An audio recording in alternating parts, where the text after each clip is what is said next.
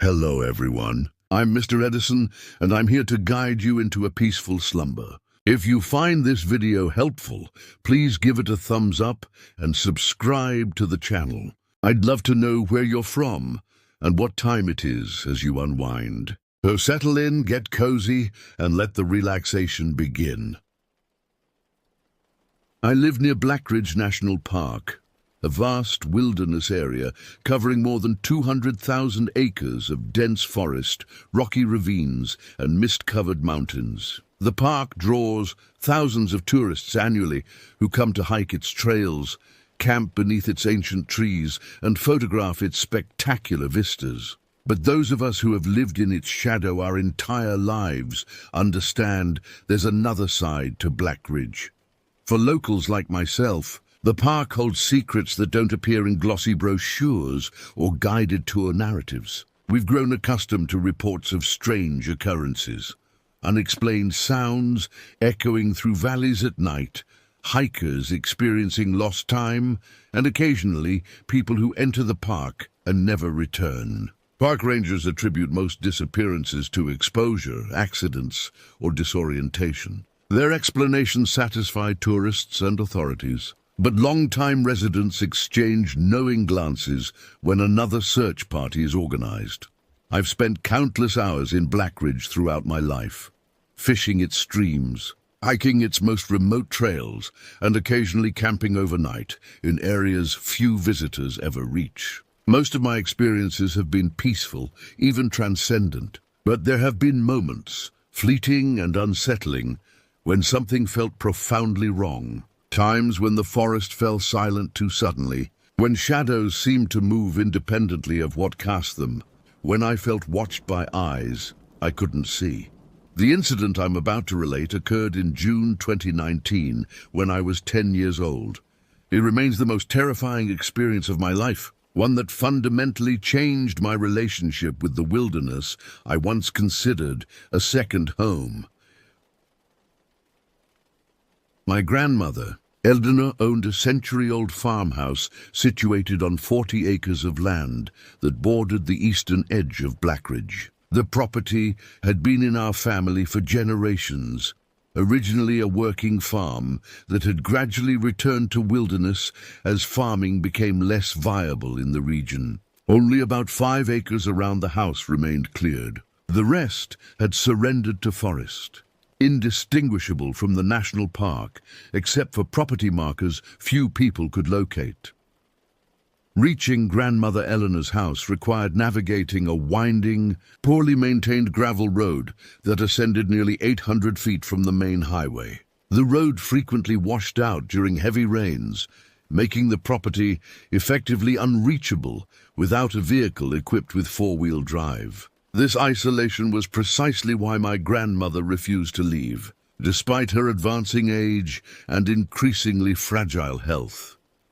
At the base of the hill, about a quarter-mile from the main road, sat a double-wide trailer where my Aunt Vivian lived with my 3 cousins, Ben, 14, Jeremy, 12, and Kayla, 11. I was the youngest at 10, which made me the default target whenever we played chase games.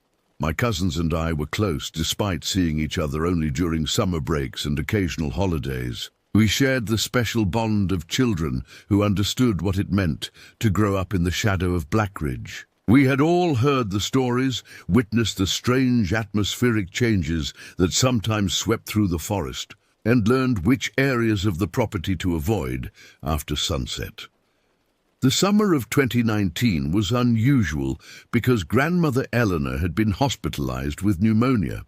Aunt Vivian stayed with her at the regional hospital about 40 miles away, leaving us under the supervision of our older cousin Marcus, who was 22 and home from college for the summer. Marcus was the only older cousin we genuinely respected and trusted. He teased us mercilessly, but always made sure we were safe and cared for.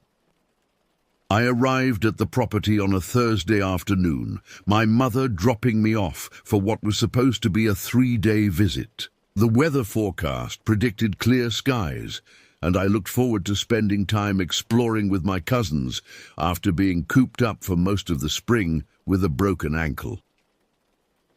The first day passed uneventfully. We helped Marcus with chores around the property, clearing branches that had fallen during a recent storm, weeding Grandmother Eleanor's vegetable garden, and repairing a section of fence that kept deer from devouring her prized raspberry bushes.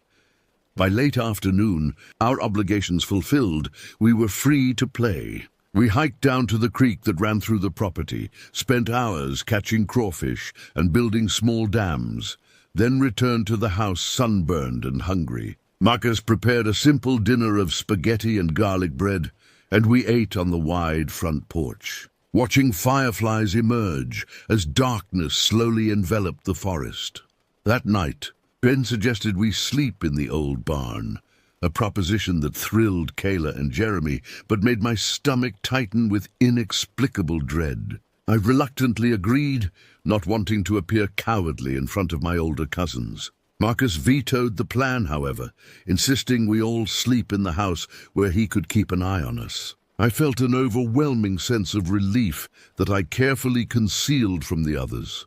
Looking back, I wonder if some part of me sensed what was coming, if the forest itself tried to warn me through the instinctive fear I felt at the prospect of sleeping outside that night.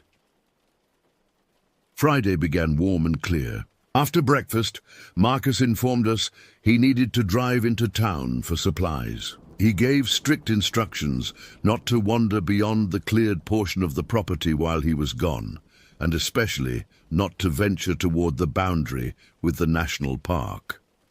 We obeyed, at least initially. We spent the morning playing board games on the porch and taking turns on the tire swing that hung from a massive oak tree in the front yard. But by early afternoon, restlessness set in. Ben suggested exploring the old root cellar beneath the barn, a forbidden zone due to its deteriorating stairs and low ceiling beams. The hours passed quickly as we excavated dusty jars of decades-old preserves and discovered a cache of antique farm tools. By the time we emerged, squinting in the sudden brightness, the sun had begun its descent toward the western ridge. Marcus had returned and called us in for an early dinner. As we ate, the easy conversation gradually shifted to the topic of night games. Ben proposed an elaborate version of hide-and-seek called wilderness survival, where one person would be designated the ranger while everyone else pretended to be lost hikers, trying to reach home base without being caught. The boundaries would extend to the property line, including the wooded areas we usually avoided after dark.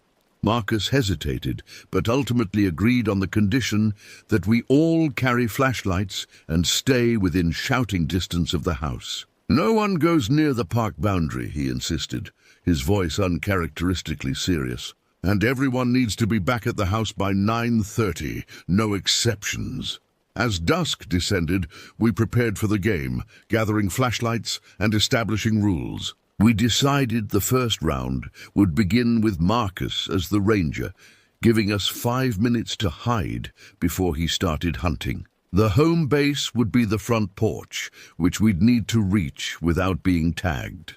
The game began, and we scattered into the deepening shadows. I remember the excitement mingling with fear as I darted between trees, my flashlight beam bouncing wildly ahead of me. I found a hiding spot behind a rotting log about 200 yards from the house and switched off my light, waiting in the gathering darkness, heart pounding with exhilaration. Minutes passed. I heard distant calls as Marcus captured Jeremy, then Kayla's shriek of surprise as she too was found. I remained motionless, determined to win this round. Then came the sound of footsteps approaching my position, not the deliberate pace of someone searching, but the quick, confident stride of someone who knew exactly where I was hiding. I risked a glance over the log and saw a figure approximately where Marcus should have been. But something seemed off about the silhouette. The proportions weren't quite right. The shoulders appeared too broad, the stance too rigid. Still, in the dim light, I assumed it was him, especially when the figure made a growling sound, a tactic Marcus often used to frighten us during games. Abandoning my hiding place, I ran deeper into the woods, laughing at first, believing this was just part of the game. I heard Ben crashing through the underbrush nearby, apparently also fleeing. We converged at the back edge of the property, nearly a mile from the house, where we encountered what we thought was Marcus emerging from between two large pine trees. The figure moved strangely, with a kind of stilted, yet fluid motion that didn't match my cousin's usual gait. When it stepped into a patch of moonlight, I noticed something that sent ice through my veins. Though the silhouette resembled Marcus in general shape, the proportions were wrong, as if someone had stretched his image slightly in all directions. The figure made that growling sound again and moved toward us with an odd, gliding step. Ben grabbed my arm and we ran toward the gravel road, certain Marcus was playing an elaborate prank to scare us. When we reached the road, we looked back to see the figure emerge from the tree line, moving in a strangely triumphant manner, almost strutting, but with jerky, uncoordinated movements. We sprinted the rest of the way to the house, where we decided to barricade the door as payback for the fright. Laughing nervously, we pushed a small bookcase against the entrance, then decided to add the heavy coffee table as well. As we loudly dragged the table across the hardwood floor, a door opened behind us. Marcus appeared in the hallway, rubbing his eyes, clearly just awakened from sleep. "What the hell are you guys doing?" he asked, his voice thick with drowsiness. The realization hit us simultaneously. If Marcus was inside the house, who or what had we seen in the woods? We tried explaining what we'd seen, our words tumbling over each other in panicked confusion. Marcus listened, his expression transitioning from irritation to concern to tightly controlled fear. He ordered us to our bedroom, telling us to lock the door and not come out until he called for us. Through the bedroom window, I watched him check the exterior doors and windows, then take a rifle from the gun cabinet, a .30-06 our grandfather had used for deer hunting. He loaded it methodically before stepping onto the front porch. He stood there for several minutes, scanning the darkness, before walking the perimeter of the cleared area. The rifle held ready, we huddled together in silence, straining to hear any sound that might indicate trouble. After what seemed like hours, but was probably 20 minutes, Marcus returned to the house. When he came to our room, his face was composed, but I noticed his hands trembling slightly as he returned the key to his pocket. "Nothing to worry about," he said with forced cheerfulness. "Just me playing a joke on you earlier. You kids have overactive imaginations." But his eyes told a different story, and I noticed he checked the locks twice before going to bed. He also moved his sleeping bag into the hallway outside our room, claiming he was too tall for the couch, but obviously positioning himself between us and the front door. None of us slept well that night. Every creak of the old house settling, every whisper of wind through the trees outside, jolted me awake. Sometime around dawn, I heard Marcus moving around the kitchen, making coffee. When we finally emerged for breakfast, he looked exhausted, with dark circles under his eyes, suggesting he'd barely slept. The rest of the weekend passed without incident, but an unspoken tension hung over us. We stayed close to the house, playing board games and watching movies instead of venturing into the woods. When my mother arrived on Sunday to take me home, I felt an overwhelming sense of relief that I couldn't explain to her. For several years after the incident, I avoided visiting Grandmother Eleanor's property alone. When family gatherings required my presence, I made excuses to stay indoors after sunset and refused to participate in any games that involved the wooded areas of the property. My direct experiences with Blackridge National Park continued, however. My father, an avid fisherman, frequently took me to the park's numerous streams and lakes. During these trips, I began noticing details I had previously overlooked, or perhaps subconsciously avoided. On one fishing expedition when I was 12, we ventured to a remote lake accessible only by a 3-mile hiking trail. We arrived late in the afternoon and decided to stay until dusk to catch the evening insect hatch that would bring trout to the surface. As the sun dipped below the ridgeline and shadows lengthened across the water, I noticed an unusual stillness descend over the lake. The constant background chorus of birdsong and insect noise abruptly ceased, creating a vacuum of silence that felt almost physical in its intensity. My father, focused on landing a particularly large trout, didn't seem to notice. Scanning the shoreline, I spotted what appeared to be a figure standing perfectly still among a cluster of birch trees on the opposite bank. The distance was too great to discern details, but something about its posture, unnaturally erect and motionless, raised the hairs on my arms. When I pointed it out to my father, he squinted across the water before shrugging. "Probably just a dead tree," he said. "Your eyes play tricks in this light." But when I looked again, the figure had moved several yards to the right, still maintaining that perfect stillness that no human could achieve. I insisted we leave immediately, inventing a story about homework I'd forgotten was due the next day. My father, noting my obvious distress, agreed without much argument. As we hiked back to the car in the rapidly fading light, I repeatedly glanced over my shoulder, unable to shake the sensation of being followed. Twice, I thought I glimpsed movement on the trail behind us, not the natural motion of wildlife, but something deliberate and calculating. That night, I experienced the first of what would become recurring nightmares. In my dream, I stood alone in a clearing within Blackridge, surrounded by towering pines that blocked most of the moonlight. From the darkness between the trees, multiple sets of eyes watched me. Not animal eyes reflecting light, but something more aware, more intelligent. When I tried to run, my legs moved with agonizing slowness, as if wading through deep water. I woke gasping for breath, sheets soaked with sweat, convinced for several terrifying seconds that I was still in that clearing, still being watched by whatever lurked in Blackridge's deepest recesses. 3 years passed. I was 13, navigating the complexities of middle school and beginning to question many of the beliefs and fears of my childhood. During summer break, I attended a family reunion at a state park facility far from Blackridge. Marcus, now graduated from college and working as an environmental engineer, attended with his fiancée. Late in the evening, after most of the family had retired to their cabins, Marcus and I found ourselves alone by the dying embers of the communal fire pit. We talked about his job, my interest in photography, and eventually, inevitably, about Blackridge. "Do you remember that night at Grandma's house?" I asked, trying to sound casual. "The night we thought we saw you in the woods?" Marcus stared into the glowing coals for a long moment before answering. "I've been waiting for you to bring that up," he said quietly. "I figured one of you would, eventually."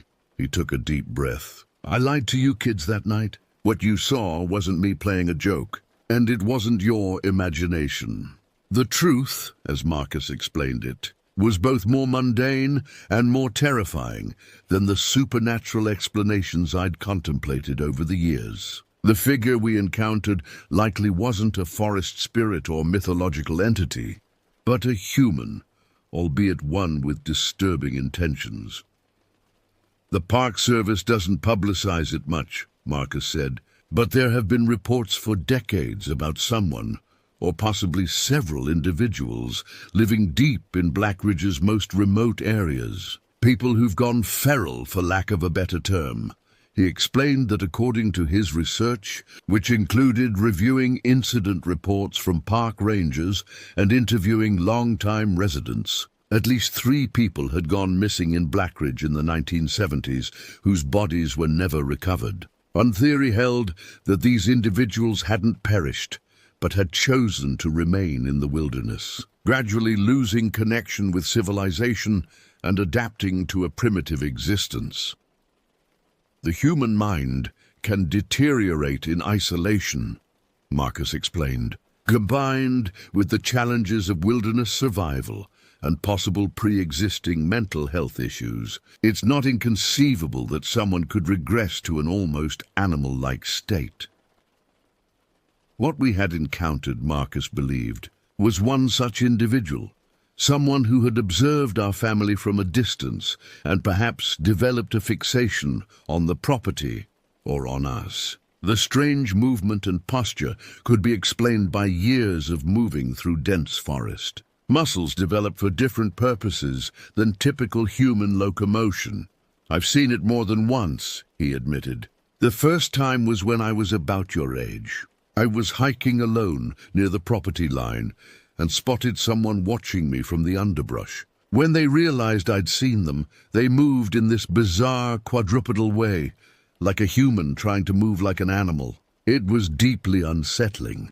Marcus had reported his encounters to park rangers over the years, but with limited evidence and no direct threat established. Little action had been taken beyond increasing patrols in the area. The vast territory and limited resources made comprehensive searches impossible. I didn't tell you kids the truth back then because I didn't want to terrify you, he said. But you're old enough now to understand the real dangers in the park aren't supernatural. They're human, and in some ways, that's more frightening. The revelation should have been reassuring, a rational explanation replacing childhood fears of the unknown. Instead, it intensified my unease about Blackridge. Somehow, the idea of individuals choosing to abandon humanity, to exist in some halfway state between person and predator, disturbed me on a profound level. I'm 18 now, about to leave for college in another state. My relationship with Blackridge has evolved into a cautious respect. I still hike its trails and occasionally fish its streams, but always with companions, always departing well before dusk, and never venturing into its more remote regions. Grandmother Eleanor passed away last winter. The old property has been sold, the house renovated by new owners unaware of its history. I wonder sometimes if they've experienced anything unusual, if they've glimpsed movement at the forest's edge or felt the weight of unseen eyes watching from the darkness. The national park continues to report occasional disappearances, usually attributed to hikers, underestimating the wilderness or failing to prepare adequately. The official statistics show Blackridge's incident rate as comparable to other parks of similar size and terrain. But locals know better than to take those figures at face value. What troubles me most isn't the possibility that feral humans might inhabit Blackridge's deepest recesses. It's the recognition that the boundary between civilization and wilderness, between human and animal, may be more permeable than we care to admit. Something in that vast, ancient forest calls to the primitive parts of our psyche, parts we've suppressed but never fully eliminated. 2 months ago, I hiked to Ravenwood Overlook, a popular viewpoint about 2 miles into the park. As I rested on a boulder enjoying the panoramic vista, I spotted a hiker on an adjacent ridge. Something about their movement caught my attention.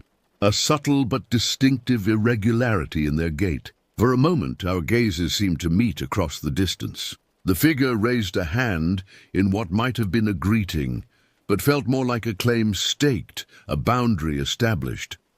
I left immediately, maintaining a brisk pace all the way back to the parking area. As I drove away, I checked my rearview mirror repeatedly, unable to shake the sensation of being followed.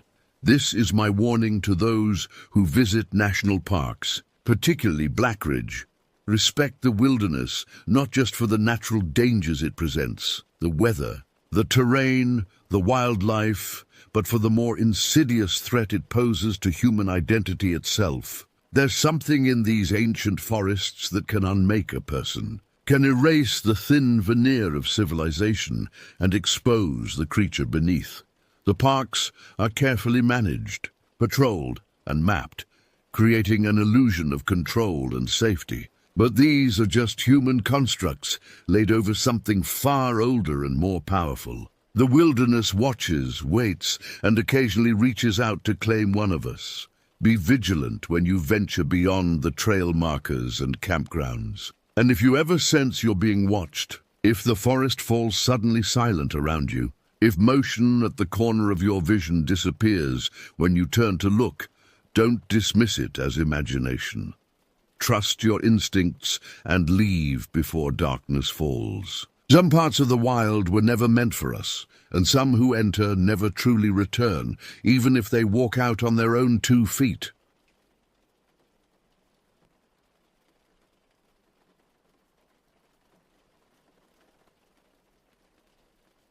It began in the autumn of 2019, when the leaves in our small town of Pine Creek turned crimson and gold. The air carried that distinct chill that settles into your bones and makes you long for warmth. I had just ended a 3-year relationship with Michael, my high school sweetheart. We had grown apart, as often happens when adolescence gives way to adulthood, our paths diverging in ways neither of us anticipated. The breakup itself wasn't dramatic. We simply acknowledged that what we once had was no longer there. What followed, however, set in motion a series of events that would forever alter my perception of reality. 2 weeks after our separation, Michael began dating Veronica Reyes. In our town of barely 5,000 residents, news traveled fast. Veronica had moved to Pine Creek from somewhere in New Mexico the previous year and quickly established a reputation. She lived alone in a weathered Victorian house at the edge of town that had belonged to her grandmother. The locals whispered about her, calling her eccentric at best and dangerous at worst. Veronica openly practiced what she called the old ways. She referred to herself as a bruja, or sometimes a lacusa, a shapeshifter from Hispanic folklore. Most people dismissed her claims as attention-seeking behavior, but there was something about her that made even skeptics uncomfortable. Her eyes, deep brown with flecks of amber, seemed to hold knowledge beyond her years. When she looked at you, it felt as though she was examining something beneath your skin. I first met her at the local grocery store where I worked part-time. She would come in every Thursday evening, always purchasing the same items: candles, certain herbs, butcher's meat and milk. She rarely spoke, but would acknowledge me with a slight nod. After she began dating Michael, those nods transformed into something resembling a smirk. "She's just trying to get under your skin," my co-worker Denise insisted. "Don't let her." But something about Veronica's presence lingered. It wasn't jealousy. Michael and I had ended things amicably, but a sense of unease that intensified whenever she was near. By November, stories about Veronica's midnight gatherings circulated throughout town. People reported strange lights from her house and the sound of chanting carried on the wind. Most disturbing were the rumors about her pets. Veronica kept numerous cats, at least 7 when I first became aware of them. But they had a tendency to disappear or die under mysterious circumstances. "That's the 5th one this year," Denise whispered one afternoon when Veronica came in to buy cat food. "The veterinarian's son told me she brought in her latest one last week. Perfectly healthy cat, suddenly dead with no explanation." Anyone familiar with cats knows they're resilient creatures. For 5 to die within 12 months under one person's care seemed beyond coincidental. Some speculated she was experimenting on them. Others whispered darker theories. I tried to distance myself from the gossip, focusing instead on building my new life without Michael. I had started dating James, who worked as a mechanic at his father's garage. James was pragmatic, grounded, and entirely uninterested in town gossip or supernatural speculation. His presence in my life felt like a counterbalance to the strange undercurrents that seemed to be swirling around Pine Creek. But despite my attempts to move forward, I couldn't shake the feeling that something was watching me, waiting for the precise moment to reveal itself. The first incident occurred in early December. I was closing the grocery store alone, something I'd done countless times before, without incident. As I locked the front door, the parking lot lights flickered momentarily. When they stabilized, I glimpsed a figure standing at the edge of the lot, partially obscured by shadow. "Hello?" I called out, my voice sounding small against the vastness of the empty lot. The figure didn't respond, but seemed to shift slightly. I couldn't discern its features, but something about its proportions seemed wrong. The head too large for the body, the arms too long. I blinked, and it was gone. I dismissed the experience as fatigue. The holiday season meant longer hours and increased stress. But in the following weeks, similar occurrences multiplied. Objects in my apartment moved when I wasn't looking. The distinct sensation of being watched intensified when I was alone. Twice I woke to find my bedroom window open, despite having closed it before sleeping. James attributed these events to forgetfulness or imagination. "You're working too hard," he'd say, his practical nature unable to accommodate the possibility of something inexplicable. In mid-December, I encountered Veronica at the local coffee shop. She sat alone in the corner, a leather-bound journal open before her. Our eyes met across the room, and she motioned for me to join her. Against my better judgment, I did. "How have you been sleeping?" she asked without preamble, her gaze intense. "Fine," I lied, unsettled by the question. "Interesting." She closed her journal. "Your energy is disturbed. Something has noticed you." "What does that mean?" I asked, trying to keep my voice steady. She smiled thinly. "We live in a world where the seen and unseen coexist. Most people go their entire lives without encountering the latter. You, however, have caught attention. Is this because of Michael? Are you threatening me?" Veronica laughed, a sound like glass breaking. "This has nothing to do with him.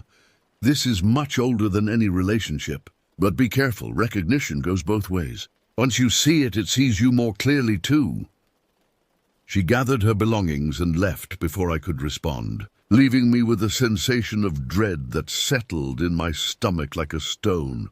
That evening, I discovered my cat Milo sitting rigidly on my windowsill, staring into the darkness outside. His fur stood on end, and a low growl emanated from his throat. When I approached, he hissed, something he had never done before, and fled under the bed, refusing to emerge for hours.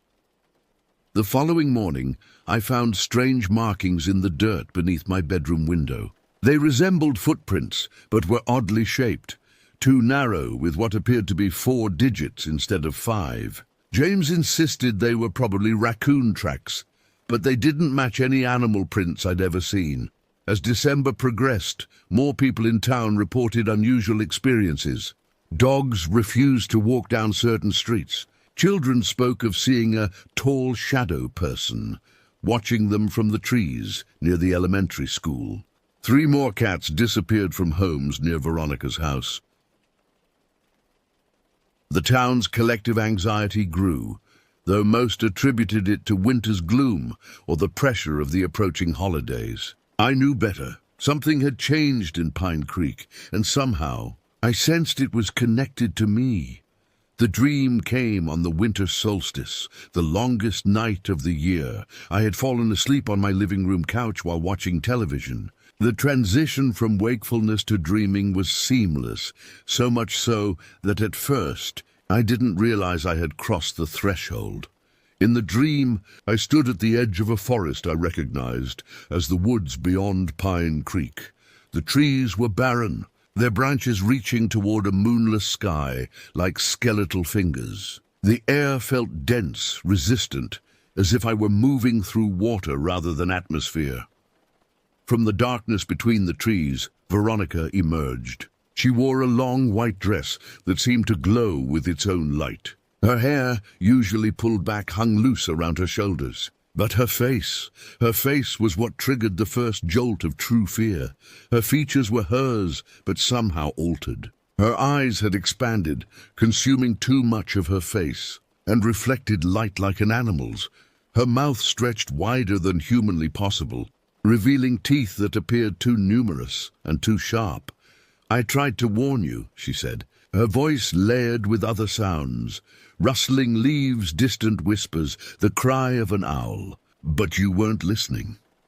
"Warn me about what?" I asked, my dream self attempting to retreat, but finding myself rooted in place. "About what watches from the edges, about what waits for recognition." She approached, her movements fluid yet wrong, as if her joints functioned differently from a human's. "They've existed alongside us always, but few notice them. You did, whether intentionally or not. You opened a door." "I don't understand," I said, panic rising in my chest. Veronica stopped inches from me. I could smell something on her breath, a strange metallic scent like old pennies. "Understanding isn't required for participation. You're part of it now. The Watcher has chosen you, and there's no undoing that connection." She reached out, her fingers elongating as they approached my face. "It wears many forms, sometimes mine, sometimes others. But its true appearance, well, few witness that and remain unchanged." Her hand touched my cheek, and her skin felt cold and textured like snake scales. "Listen carefully. When it comes, and it will come, don't acknowledge it. Don't speak to it. Don't whistle back." "Whistle back?" I repeated, confused. Veronica's face contorted into an expression of malevolent glee. "Yes, it calls to those it selects. A sound like human whistling, but hollow, empty. If you answer, you invite it closer." The dream shifted suddenly. I was no longer in the forest, but standing in my childhood bedroom. Veronica was gone. Instead, a shadow stretched across the wall, a silhouette that resembled nothing human. It moved independently of any light source, growing larger until it covered the entire wall. From within the darkness came a whistling sound, 3 descending notes, followed by 2 ascending. The shadow began to peel itself from the wall, gaining dimension, reaching toward me. I woke with a violent start, my heart hammering against my ribs. Sweat had soaked through my clothes despite the winter chill. The television still played, casting blue light across my living room. Everything appeared normal, yet I couldn't shake the feeling that something fundamental had changed. The dream felt not like a product of my subconscious, but a message, a warning delivered with deliberate intent. I reached for my phone, checking the time, 3:33 a.m., the witching hour, as my grandmother would have called it. Without fully understanding why, I knew I needed to talk to my mother, not my father, who would dismiss my concerns, nor James, whose practical nature couldn't accommodate the inexplicable. My mother had always been more receptive to the possibility that reality extended beyond what could be easily explained. I texted her, "Need to talk. Important. Tomorrow morning." Her reply came surprisingly quickly for such a late hour. "Everything okay? Meet me at 9. I spent the remainder of the night with every light in my apartment illuminated, unable to close my eyes again until dawn broke the darkness. The following morning arrived with an oppressive grey sky that threatened snow. My mother called shortly after 8, suggesting we meet away from home. "Your father's working on his hobby projects today," she explained. "We'll have more privacy elsewhere." We agreed to meet at a gas station convenience store several miles from our subdivision, neutral territory where we could speak freely. I arrived first, purchasing 2 coffees and claiming a small table near the window. When my mother entered, I immediately noticed her concerned expression. "You look terrible," she said, sliding into the seat across from me. "What's happened?" I recounted everything, the strange occurrences around town, my uncomfortable encounter with Veronica, and finally the vivid dream that had prompted our meeting. My mother listened without interruption, her face growing increasingly grave. The dream felt real, I concluded, like she was actually communicating with me, not just some figment of my imagination. My mother was silent for several moments, turning her coffee cup slowly between her palms. Finally she spoke, her voice low. There are things in this world that most people go their entire lives without encountering. Your grandfather, my father, believed in them strongly. He grew up in a small village where such beliefs weren't considered superstition, but practical knowledge for survival. She looked out the window, her gaze distant. Oh, when I was about 12, he woke all of us children in the middle of the night. He said he needed to show us something important, something we needed to recognize so we could protect ourselves. What was it? I asked, leaning forward. He took us to the edge of the property where the forest began. It was a moonlit night, and he pointed to a figure moving between the trees. At first I thought it was a large owl. We had many in the area. But as it turned, her voice faltered. What did you see? Its proportions were wrong. Too tall and thin for an owl, with limbs that bent at unnatural angles. And its face, she shuddered visibly. It had features that resembled a woman's, but distorted. Eyes too large and entirely black. Where a beak should have been, it had something more like a mouth, twisted into a perpetual grimace. My blood ran cold as she described exactly what I'd been dreaming about. Grandfather called it La Lechutsa, the Owl Witch. He said that in our ancestral traditions, they were believed to be women who had made pacts with dark forces, gaining the ability to transform. But he believed they were something older, something that had existed before humans named them. What do they want? I asked, my voice barely above a whisper. Connection, my mother replied. Recognition. Your grandfather said they select individuals who can perceive them, often those with sensitivity to the unseen world. Once recognized, they form a bond that's difficult to break. But why me? I've never been particularly sensitive to anything supernatural. My mother reached across the table and took my hand. These things often run in families. Your grandmother had what she called the sight, and I've experienced things throughout my life that I can't explain. You may have inherited this sensitivity without realizing it. What can I do? The desperation in my voice was evident. First, you must understand that acknowledging its presence strengthens its connection to you. If you hear whistling, especially at night, do not respond. Do not whistle back. That's seen as an invitation. We spent nearly 20 minutes discussing protective measures, salt lines at doorways and windows, specific herbs to keep in the house, prayers or mantras from various traditions that might offer protection. Throughout our conversation, I felt a growing sense of urgency, as if time were running out. As we prepared to leave, my mother insisted on following me home. I don't want you driving alone right now. You're shaken. We paid for our coffees and walked to our respective vehicles. As we pulled onto the main road, something caught my attention on the street leading to our subdivision. A dark figure stood motionless on the roadside. I leaned forward, straining to see more clearly. What I had initially taken for a person was much too small, perhaps 2 feet tall. As we approached, the figure turned toward our passing car. What faced me defied rational explanation. It had the general shape of an owl, but stood upright on what appeared to be thin, jointed legs. Its wings, folded against its body, resembled arms ending in claw-like hands. But it was the face that caused me to gasp in horror. The creature had pale, almost translucent skin stretched over vaguely human features. Its eyes were enormous and entirely black, not the reflection-filled eyes of a nocturnal bird, but empty voids that seemed to absorb light. Below them was a hooked beak that opened slightly as we passed, revealing what looked disturbingly like human teeth within. Time seemed to slow as our eyes met. My horrified gaze locked with its bottomless black orbs. I felt a wave of dread wash over me, so intense that I cried out involuntarily. This wasn't mere fear, but a primal recognition of something fundamentally wrong, something that should not exist in our reality, yet clearly did. "Mom, do you see that?" I cried, pointing frantically.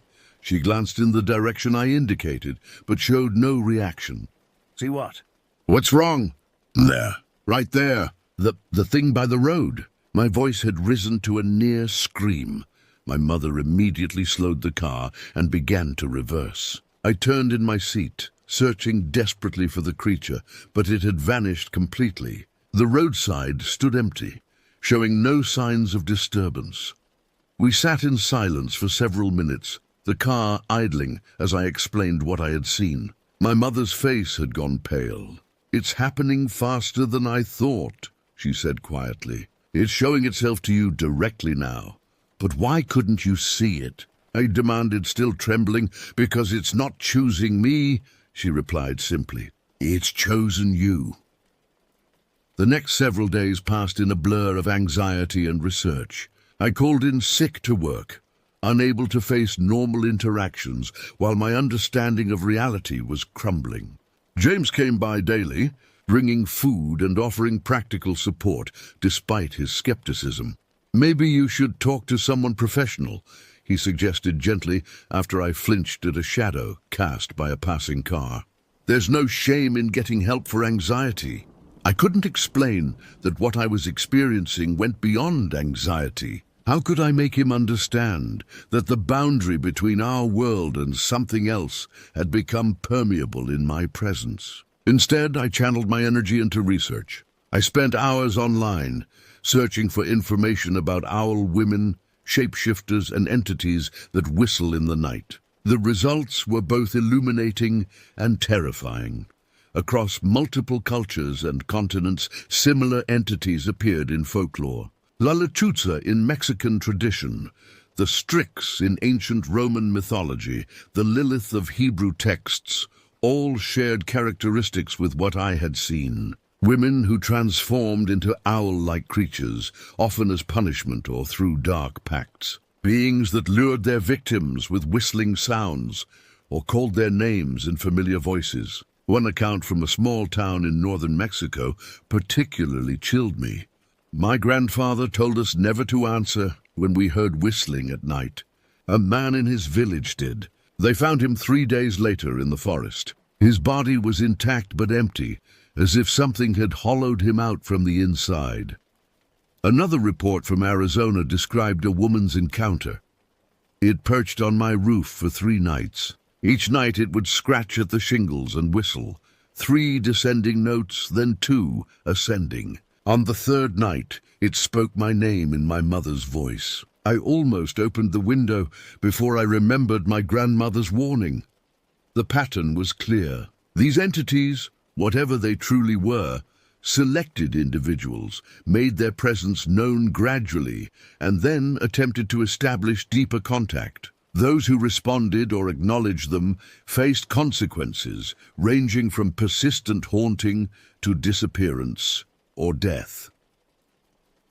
By the 3rd day of my research, physical symptoms began to manifest. I developed a persistent headache centered behind my eyes. Sounds became unnaturally amplified.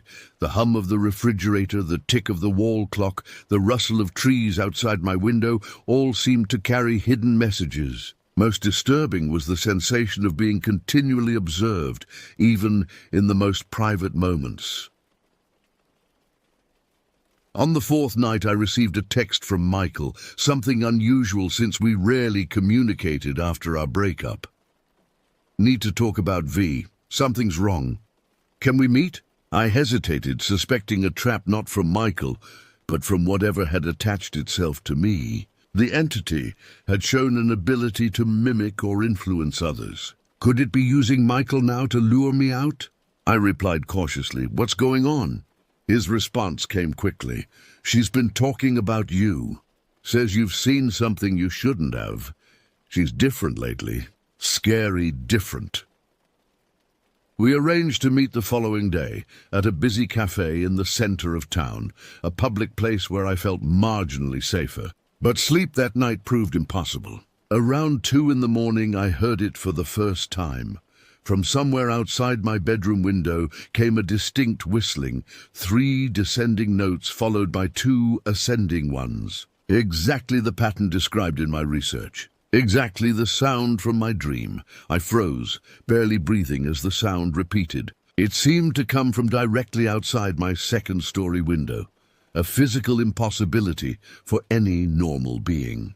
My cat Milo, who had been sleeping at the foot of my bed, arched his back and hissed at the window. The whistling continued, growing slightly louder, more insistent. Then, most terrifyingly, it was joined by a voice, my mother's voice. "Sweetheart, are you awake? I need to talk to you. Can you open the window?" Every instinct screamed that this was not my mother. She would never come to my apartment at this hour, would never ask me to open a window rather than using the door. This was the entity, using familiarity as a lure. I remained motionless, silent, clutching my blankets as cold sweat beaded on my forehead. After what seemed like hours, but was likely only minutes, the whistling and false voice ceased. In the silence that followed, I heard a slow, scraping sound moving across my roof, like something with claws dragging itself toward the opposite side of the building. Morning couldn't come fast enough. I met Michael at the cafe as planned, arriving early to secure a table with a clear view of all entrances. He appeared haggard, with dark circles under his eyes, and a nervousness I'd never observed in him before. "Veronica's not well," he said after ordering coffee. "Something's happened to her. Or maybe she was always like this and I just didn't see it." "What do you mean?" I asked, maintaining a careful distance across the table. "She talks in her sleep languages I don't recognize. She disappears for hours without explanation. And the animals," he shuddered visibly. "Another cat died yesterday. Just stopped breathing while sitting on her lap. She showed no reaction, just put it in a box and took it outside." I listened, connecting his observations with what I already knew or suspected. "When did this behavior start?" "It was always there in smaller ways, but it intensified about a week ago." He leaned forward, lowering his voice. "She mentioned you specifically. Said you had opened yourself to something ancient, that it had chosen you as a vessel. A vessel for what?" The question escaped before I could consider whether I truly wanted the answer. Michael shook his head.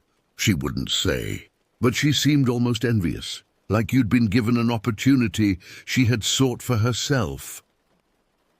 Our conversation continued, with Michael sharing increasingly disturbing details about Veronica's behavior. Throughout, I had the distinct impression we were being watched, though the cafe contained only the usual morning crowd of students and remote workers. As we prepared to leave, Michael grabbed my arm. "Be careful. Whatever's happening, whatever she thinks is happening, it's dangerous. Veronica isn't who I thought she was." I returned home to find James waiting in his truck outside my apartment. His presence was reassuring, a connection to normalcy that I desperately needed. I hadn't told him about meeting Michael, knowing his tendency toward jealousy, despite his otherwise practical nature. We spent the evening watching movies, deliberately avoiding any that might touch on supernatural themes. For a few hours, the constant dread that had accompanied me for days receded slightly. James ordered takeout, made jokes about his demanding customers at the garage, and treated me with the casual affection that had drawn me to him initially. Around 11, as the credits rolled on our second film, a loud thud sounded from above, something heavy landing on the roof of my apartment. James immediately muted the television. "What was that?" We sat in silence, listening. After a few seconds, the sound came again, a distinct impact followed by what sounded like scraping or scratching movements across the shingles. "Probably raccoons," James suggested, but his expression betrayed uncertainty. "Or maybe branches from that oak tree hitting the roof in the wind." I knew better. The night was still, without enough breeze to move branches, and raccoons, while common in our area, didn't move with such deliberate, measured sounds. This was rhythmic, almost purposeful.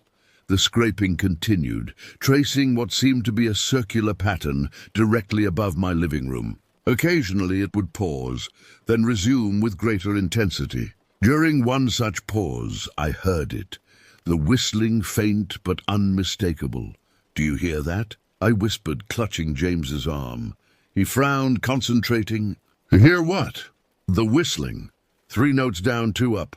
James shook his head. I don't hear any whistling, just the scratching. The realization that the sound was audible only to me intensified my terror. This confirmed what my mother had said. The entity was communicating specifically with me, establishing a connection only I could perceive. The scratching suddenly stopped. Complete silence descended, somehow more frightening than the noise had been. James, ever practical, stood up. I'm going to check it out, he announced, moving toward the door. No! I grabbed his hand. Please don't go out there. It's probably nothing dangerous, he reassured me. But we should make sure nothing's damaged. If there's an animal trapped up there, it could cause problems. Despite my protests, James's practical nature won out. He stepped outside, walking to the front of the apartment building, where he could see the roof. I remained inside, trembling, watching through the window as he backed into the driveway and looked upward. After a moment, he returned, his expression puzzled. There's nothing there. Whatever it was is gone now. Did you see anything? Any evidence of what it might have been? James shook his head. The roof looks undisturbed. No branches, no animals, nothing. We spent the remainder of the night in uneasy silence. James eventually dozed off on the couch, but sleep eluded me entirely. I sat vigil until morning, listening for any return of the sounds, jumping at every natural creak of the building. When dawn finally broke, James prepared to leave for his early shift at the garage. At the door, he hesitated. Look, I know you're going through something right now. I don't understand it, and honestly, some of it sounds far-fetched. But I care about you. Maybe consider talking to someone professional? Or stay with your parents for a few days? I nodded, not having the energy to explain again why conventional help wouldn't address what was happening. After he left, I examined my ceiling carefully, looking for any signs of disturbance from above. There were none, no water stains, no scrape marks visible from the inside. Yet when I ventured outside to check the roof from James's vantage point, I discovered something he had somehow missed, or that had appeared after his inspection. A perfect circle of displaced shingles, approximately 3 feet in diameter, directly above my living room. The following week brought an intensification of activity that I could no longer attribute to imagination or coincidence. Objects in my apartment moved when I wasn't looking, not just small displacements, but significant rearrangements. I would leave a room with books on the shelf and return to find them stacked on the floor in perfect towers. Photographs on my walls rotated 180 degrees. Most disturbingly, I once found all my kitchen knives removed from their drawer and arranged in a circular pattern on my bedroom floor while I showered. The whistling continued nightly, sometimes accompanied by scratching at my windows or tapping on glass. Twice, I received phone calls from my own number, calls that, when answered, contained only the sound of breathing and that distinctive whistling pattern. My physical health deteriorated rapidly. I lost weight as my appetite vanished. Dark circles formed under my eyes from lack of sleep. At work, customers commented on my appearance, their concern evident even through polite inquiries. My mother visited daily, bringing protective items from various spiritual traditions. A crucifix, such bundles for smudging, small bags of herbs to place in corners of rooms. Nothing seemed to diminish the entity's presence or interest. It's growing stronger, she observed one evening after helping me clean up yet another inexplicable mess. All the contents of my refrigerator emptied onto the kitchen floor while I'd been in the bathroom for less than 5 minutes. The connection between you is deepening.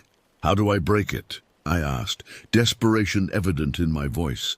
My mother hesitated before answering. Traditional methods say you must remove yourself from its territory. Go somewhere far away where it hasn't established a presence. Or you must find someone who can communicate with it directly and negotiate your release.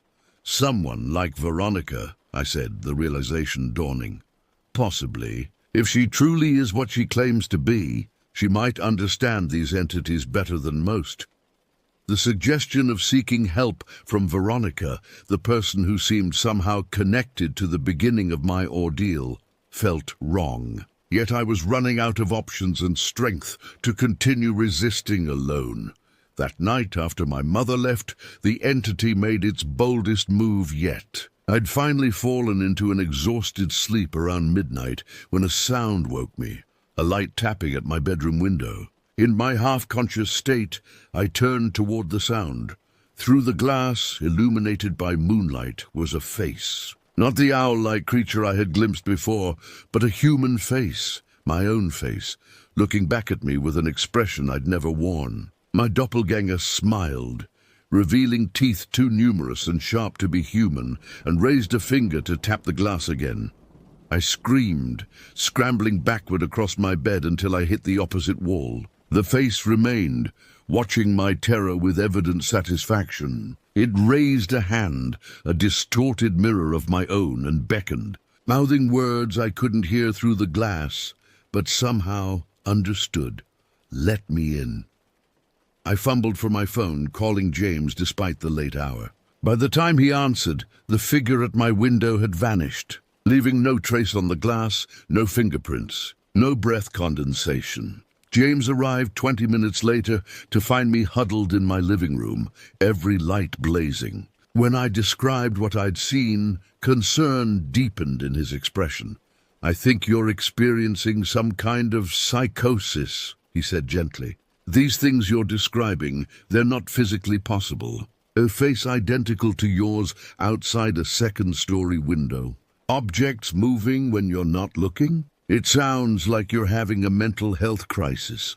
His disbelief, though painful, wasn't surprising. How could I expect him to comprehend something that defied conventional reality? To him, the explanation of hallucination or delusion was far more plausible than an entity from folklore manifesting in Pine Creek.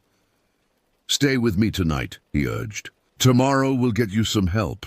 I didn't argue, knowing that spending the night alone would be unbearable. We drove to his apartment across town, where I collapsed onto his couch, emotionally and physically exhausted. As I drifted toward uneasy sleep, my phone chimed with a text message. It was from Michael. "Veronica's gone. Left everything behind." Note on her table said only, "It has chosen. I am no longer needed." Do you know what that means? I stared at the message, a new level of dread settling over me. If Veronica had departed, possibly the only person who understood what was happening to me had removed herself from the equation. I was truly alone in facing whatever had attached itself to my life.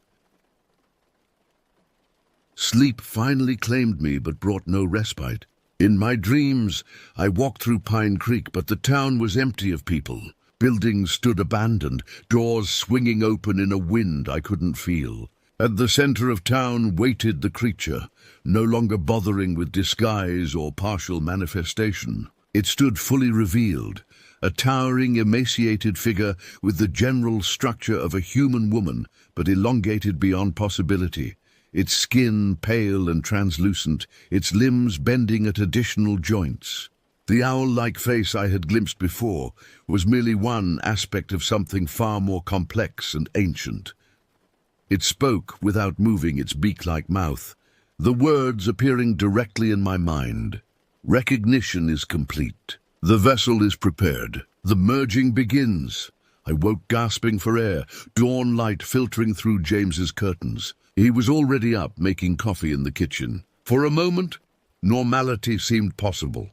The routine of morning, the smell of coffee, the sound of someone else moving around the apartment. Then I caught sight of my reflection in his television screen and froze. My face looked wrong, my eyes slightly larger than they should be, my smile stretching just a fraction too wide. I raised a hand to touch my cheek, and my reflection did the same, but with a slight delay, as if it were not truly mimicking me, but making its own decision to move. The merging had begun. I left James's apartment while he showered, unable to face his continued skepticism or well-intentioned suggestions of psychiatric intervention. What was happening to me existed beyond the boundaries of conventional medicine or therapy. The entity was no longer content with external manifestation. It had begun the process of possession or transformation. I drove to the one place that might hold answers. Veronica's abandoned house at the edge of town. The Victorian structure looked more decrepit than I remembered, its paint peeling, shutters hanging askew. The front door stood partially open, swinging slightly in the morning breeze. Entering felt like crossing a threshold in more ways than the physical. Inside, the house was in disarray.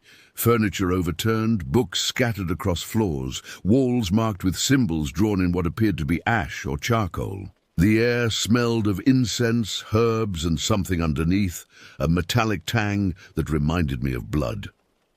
In what must have been her living room, Veronica had created an altar of sorts. Candles of various colors surrounded a central space where a small carved figure stood, an owl-like creature with human features, similar to what I had seen. Before it lay the remains of offerings, dried flowers, small bones, coins, and a piece of paper with my name written on it. Behind the altar, the wall was covered with photographs, dozens of them arranged in a spiraling pattern. With mounting horror, I realized they were all of me walking to my car after work, me having coffee with my mother, me asleep on my couch, photographed through my window. The timeline of images spanned months, beginning long before my encounter with the creature, before my breakup with Michael, before Veronica had shown any interest in my existence. This hadn't started with my accidental recognition of the entity. It had been orchestrated from the beginning, Veronica selecting me, guiding the entity's attention toward me, facilitating the connection. The question was why. A journal lay open on a small table beside the altar. I picked it up, recognizing Veronica's handwriting from notes she had sometimes left for Michael. The final entry, dated the day before her disappearance, read, "The transference is nearly complete. The Watcher has accepted the vessel I prepared. Soon I will be released from my obligation. 3 generations of service ends with me. The debt will be paid." Earlier entries detailed her family's history, a pact made by her grandmother with what she called those who watch from edges, in exchange for power, protection, and knowledge. The price had been steep. Each generation required to provide a new vessel when the previous one failed. Veronica had been raised specifically for this purpose, trained in rituals and methods to identify suitable candidates and facilitate the transfer.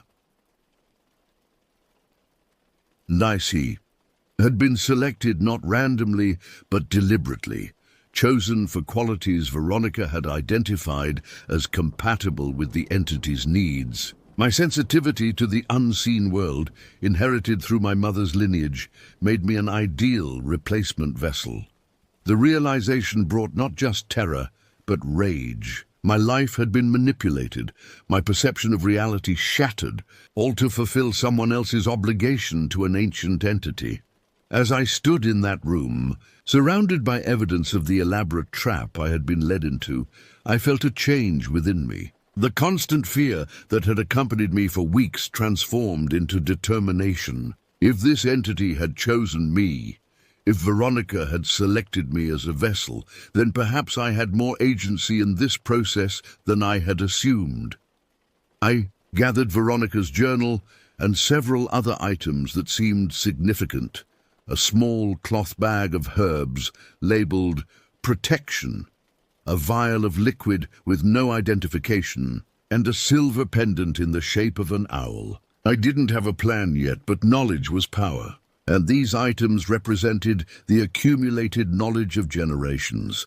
As I prepared to leave, a familiar whistling sound came from upstairs, 3 descending notes, 2 ascending. My heart raced, but the fear was now tempered with resolve. Instead of fleeing, I moved toward the sound, climbing the creaking staircase to the 2nd floor.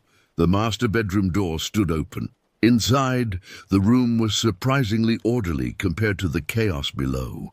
A large bed dominated the space, its covers neatly arranged. On the pillow lay a single feather, too large to belong to any ordinary bird. The whistling came again from directly behind me. I turned slowly, finally ready to face what had been pursuing me. It stood in the doorway, the entity in its full manifestation. Nearly 7 feet tall, its proportions inhumanly elongated, with limbs that bent at additional joints. Its skin was pale and seemed to shift between solid and translucent. The face combined elements of owl and human woman in a way that should have been impossible. Crowned with feathers that were not quite feathers, but something more like extensions of its being. "I see you," I said, my voice steadier than I expected, "and I know why you're here." The entity tilted its head at an angle no human neck could achieve. When it spoke, the sound came not from its beak mouth, but seemed to form directly in my mind. "The preparation is complete. The vessel is aware. The merging continues." Its mental voice carried overtones of something ancient, a sound like wind through abandoned places, like water running beneath frozen surfaces. "I'm not a vessel," I replied, drawing strength from my anger at being manipulated. "I'm a person. You can't take what isn't freely given." The entity moved closer, its movements fluid, yet wrong. All vessels resist initially. All vessels eventually accept. It is the nature of the becoming. I backed away until I felt the edge of the bed against my legs. Veronica prepared me without my knowledge or consent. That doesn't make it right or binding. Right, wrong, these are human concepts. The pact transcends such limitations. 3 generations of service for 3 generations of protection. The cycle continues. Understanding dawned fully. Veronica's family made a deal with you, but I made no such deal. I owe you nothing. The entity extended a limb toward me, its fingers too numerous and too long. The choice was made on your behalf. Resistance only prolongs discomfort. Acceptance brings transformation. I reached into my pocket, clutching the silver owl pendant I had taken from Veronica's altar. Something told me it held significance beyond mere symbolism. "You need consent," I said, an insight forming as I spoke. Real power requires willing participation. That's why the process has been gradual, why you've been trying to make me acknowledge you, respond to your calls. You need me to accept this. The entity's form seemed to flicker, like a television with poor reception. The vessel understands more than anticipated. This increases value. "I'm not a vessel," I repeated, holding the pendant before me like a shield. "And I withdraw any recognition I've given you. I revoke any permission you think you have." The air in the room grew dense, charged with an energy that made my skin prickle. The entity's form became less distinct, its edges blurring into the surrounding space. Rejection is temporary. Need is permanent. We will return when the vessel is more receptive. With those words, the entity seemed to fold inward upon itself, collapsing into dimensions that shouldn't exist, until nothing remained but a lingering scent of ozone and a single feather that drifted to the floor where it had stood. I left Veronica's house with her journal, the silver pendant, and a new understanding of what had been happening. The entity hadn't been destroyed or banished permanently. I wasn't naive enough to believe that. But I had asserted boundaries it seemed compelled to respect, at least temporarily. In the weeks that followed, the manifestations diminished gradually. The whistling at night ceased. Objects remained where I placed them. My reflection behaved as reflections should. I shared Veronica's journal with my mother, who recognized elements of the rituals and protections from her own family's traditions. Together, we strengthened the boundaries around our homes, using knowledge gleaned from both her ancestry and Veronica's recorded practices. Michael never heard from Veronica again. The house eventually went into foreclosure, then was purchased by a developer who demolished it to build something new, erasing the physical evidence of what had transpired there. James and I parted ways amicably.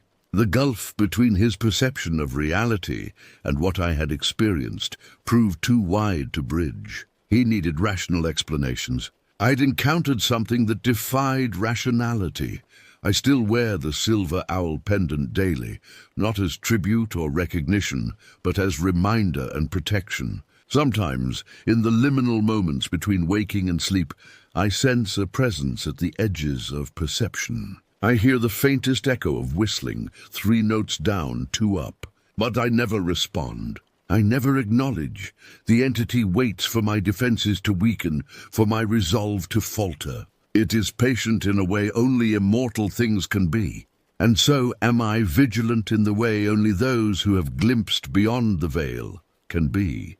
This isn't a story with a clean resolution or definitive ending. The watcher remains in the dark, at the periphery, seeking recognition and acceptance. Sometimes I feel its gaze from unexpected angles, reflections in store windows, shadows that don't quite match their sources, dreams that feel more substantial than waking life. But I now understand what my grandfather knew, what my mother warned, what Veronica exploited. Recognition goes both ways. To see is to be seen. To acknowledge is to invite connection. So I keep my gaze averted from certain shadows. I ignore whistling in the night, and I wait, knowing that some entities measure time not in days or years, but in generations. The cycle continues, but on my terms. For now.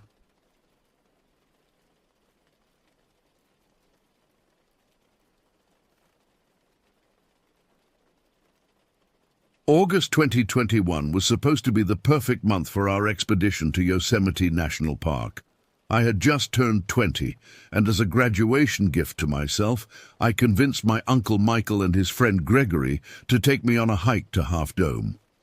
2 of Greg's colleagues, Jasmine and Kimberly, joined our group, though their involvement in what happened was minimal at best. The drive from San Francisco to Yosemite took nearly 4 hours.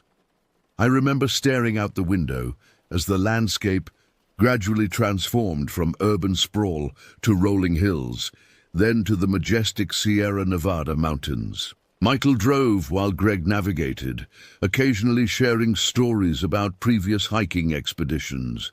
The 2 had been friends since college, both experienced outdoorsmen who had conquered trails across California. "You're going to love it," Michael assured me, glancing in the rearview mirror. "Half Dome is challenging, but the view from the top is worth every step." I nodded, feigning confidence. The truth was, despite my enthusiasm, I felt anxious. This would be my most ambitious hike to date, a 16-mile round trip with over 4,800 feet of elevation gain. The cable section at the end, a notoriously steep climb up the rounded granite face of Half Dome, had featured in my nightmares for weeks leading up to our trip. We arrived at the park entrance in the late afternoon. The ranger who checked our permits was oddly somber. "Make sure you stay on the designated trails," she warned, her eyes lingering on me a moment too long. "We've had several hikers require rescue this season. The weather changes fast up there." As we pulled away, I noticed Greg watching the ranger's station shrink in the side mirror. "Strange woman," he muttered, "almost like she didn't want us to go." "It's just standard safety talk," Michael replied, but I caught the slight uncertainty in his voice. Our campsite was situated about 20 minutes from the Mist Trail trailhead, nestled among towering pines. We arrived with enough daylight to set up camp, 2 tents and my hammock strung between sturdy trees. I preferred sleeping in the open air. Something about the gentle sway and the immediate connection to nature always helped me sleep better. At least that's what I believed before that night. After a simple dinner of freeze-dried meals heated over a portable stove, we reviewed our plan for the following day. The itinerary was aggressive, wake at 4 a.m., begin hiking by 4:30, reach the summit by early afternoon, and return before sunset. Remember, Michael emphasized, we stay together, no wandering off, no shortcuts. The trail can be disorienting, especially in the dark. If only we had adhered to that advice more strictly. As night fell, the temperature dropped rapidly. The stars emerged in spectacular fashion, the Milky Way stretching across the sky like a celestial highway.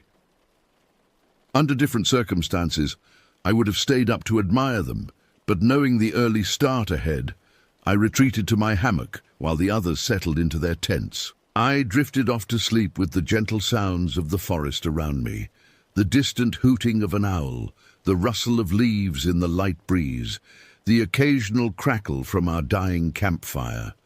Normal, peaceful sounds that would soon give way to something entirely different. I woke with a start, my heart racing without apparent cause. The forest was different, quieter as though holding its breath. My watch showed 3:30 a.m. I wasn't due to wake for another 30 minutes, but I felt completely alert, my senses heightened to an almost uncomfortable degree. The moon hung low and full, casting an unnatural brightness over our campsite.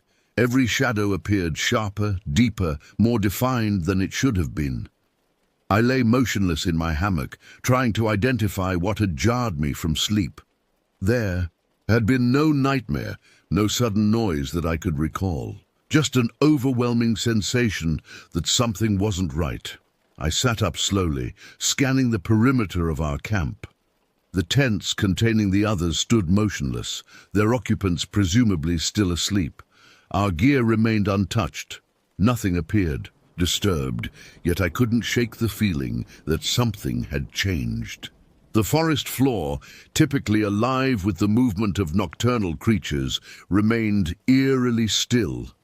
Even the breeze had died down, leaving the trees in a rigid, unnatural pose, like actors frozen mid-performance. I strained my ears, listening for anything out of place. At first, nothing but silence.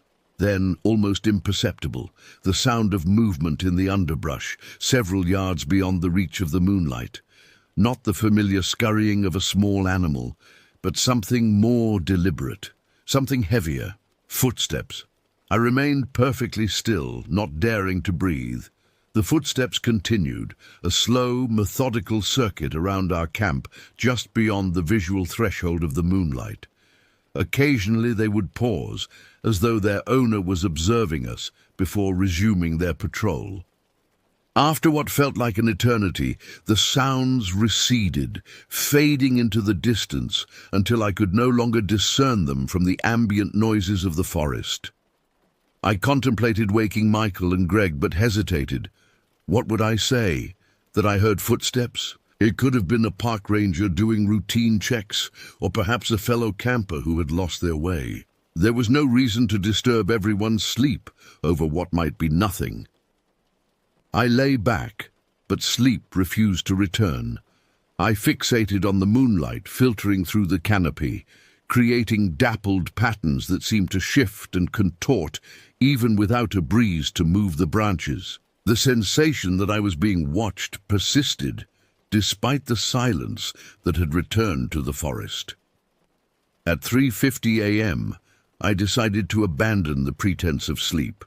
I slipped out of my hammock and approached Michael's tent, intending to suggest we get an early start. Before I could call out to him, the tent flap unzipped and he emerged, looking troubled. "Were you walking around?" he asked immediately, his voice hushed but urgent. "No," I replied, confused by the question. "I've been in my hammock."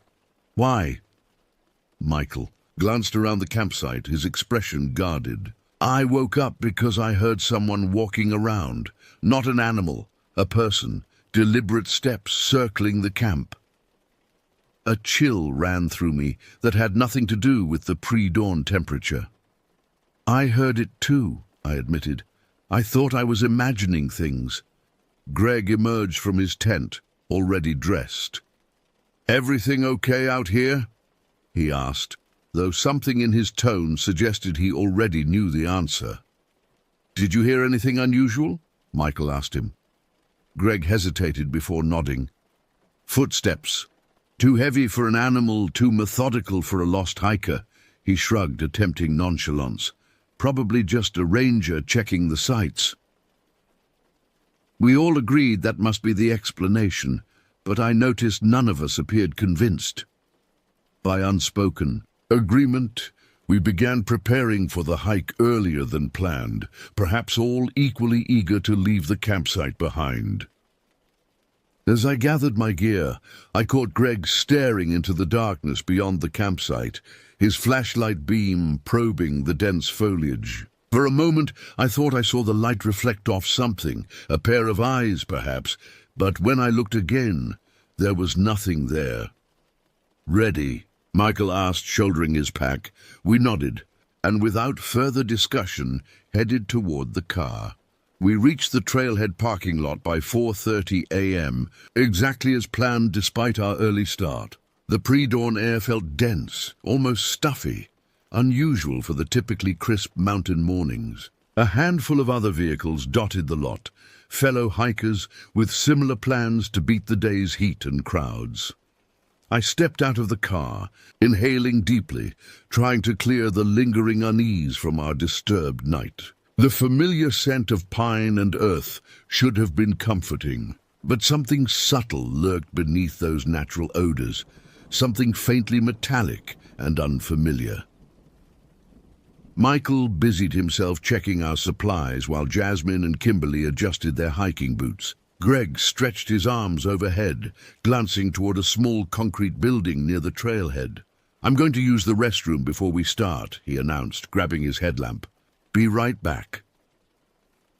I watched as Greg's figure retreated down the short path that led from the parking area to a T-intersection with the main trail. The restroom facilities stood directly across this intersection through a small clearing. His light bobbed in the darkness until it disappeared behind the building. Michael realized he'd forgotten his hiking poles in the trunk and asked me to help retrieve them. We spent perhaps 5 minutes reorganizing gear before heading to the intersection to wait for Greg. The first hints of dawn had begun to lighten the eastern sky, though the forest remained shrouded in deep shadow. 5 minutes passed, then 10. "What's taking him so long?" Michael muttered, checking his watch. "I'll go check," I offered, crossing the small field to the restroom building. The structure contained 3 stalls, all empty. No sign of Greg. I called his name, receiving only the hollow echo of my own voice in response. Back at the intersection, Michael's expression shifted from annoyed to concerned when I reported Greg's absence. "Maybe he went back to the car for something," he suggested. Though his tone lacked conviction, we waited another 10 minutes, growing increasingly uneasy. The dawn light slowly strengthened, revealing empty pathways in all directions. "I'll check the car," Michael said finally. "You stay here in case he comes back." I stood alone at the intersection, scanning the surrounding forest. Morning birdsong had begun to fill the air, but something about it seemed off, too scattered, lacking the harmonious quality typical of dawn choruses. I called Greg's name several times, listening intently after each call. Nothing. Michael returned, shaking his head. "Not at the car." "Could he have gone ahead to the trailhead without us?" I suggested, though it made little sense. Greg was experienced enough to know better than to separate from the group. We decided to check the main trailhead, leaving Jasmine and Kimberly at the intersection in case Greg returned. The trailhead was already becoming active with early hikers, but none matching Greg's description. After nearly 30 minutes of searching and growing concern, I decided to make one final check of the car and restrooms. I jogged back along the path, my mind spinning through increasingly worrying scenarios. Halfway to the intersection, a figure emerged from the trees to my left. I nearly collided with him before recognizing Greg.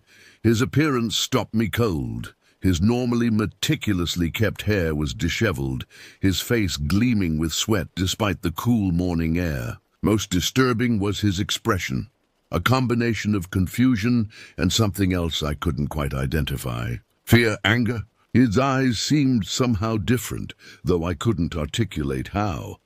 "Where have you been?" I demanded, relief quickly giving way to frustration. "We've been looking everywhere for you." Greg blinked, seeming to take a moment to register my presence. "I went to the bathroom," he said, his voice oddly flat. "When I came back to the intersection, you weren't there. I assumed you'd gone ahead to the trailhead." "That's impossible," I countered. "Michael and I waited at the intersection for at least half an hour. We checked the car, the bathroom, the trailhead. You weren't anywhere." He shrugged dismissively. "Well, I don't know what to tell you. I went to the bathroom, came back, and you were gone." Something about his tone, the casual way he dismissed our concern, felt wrong. This wasn't the Greg I knew, a man usually quick to apologize and clarify misunderstandings. "Where's Michael?" he asked. "At the trailhead, looking for you."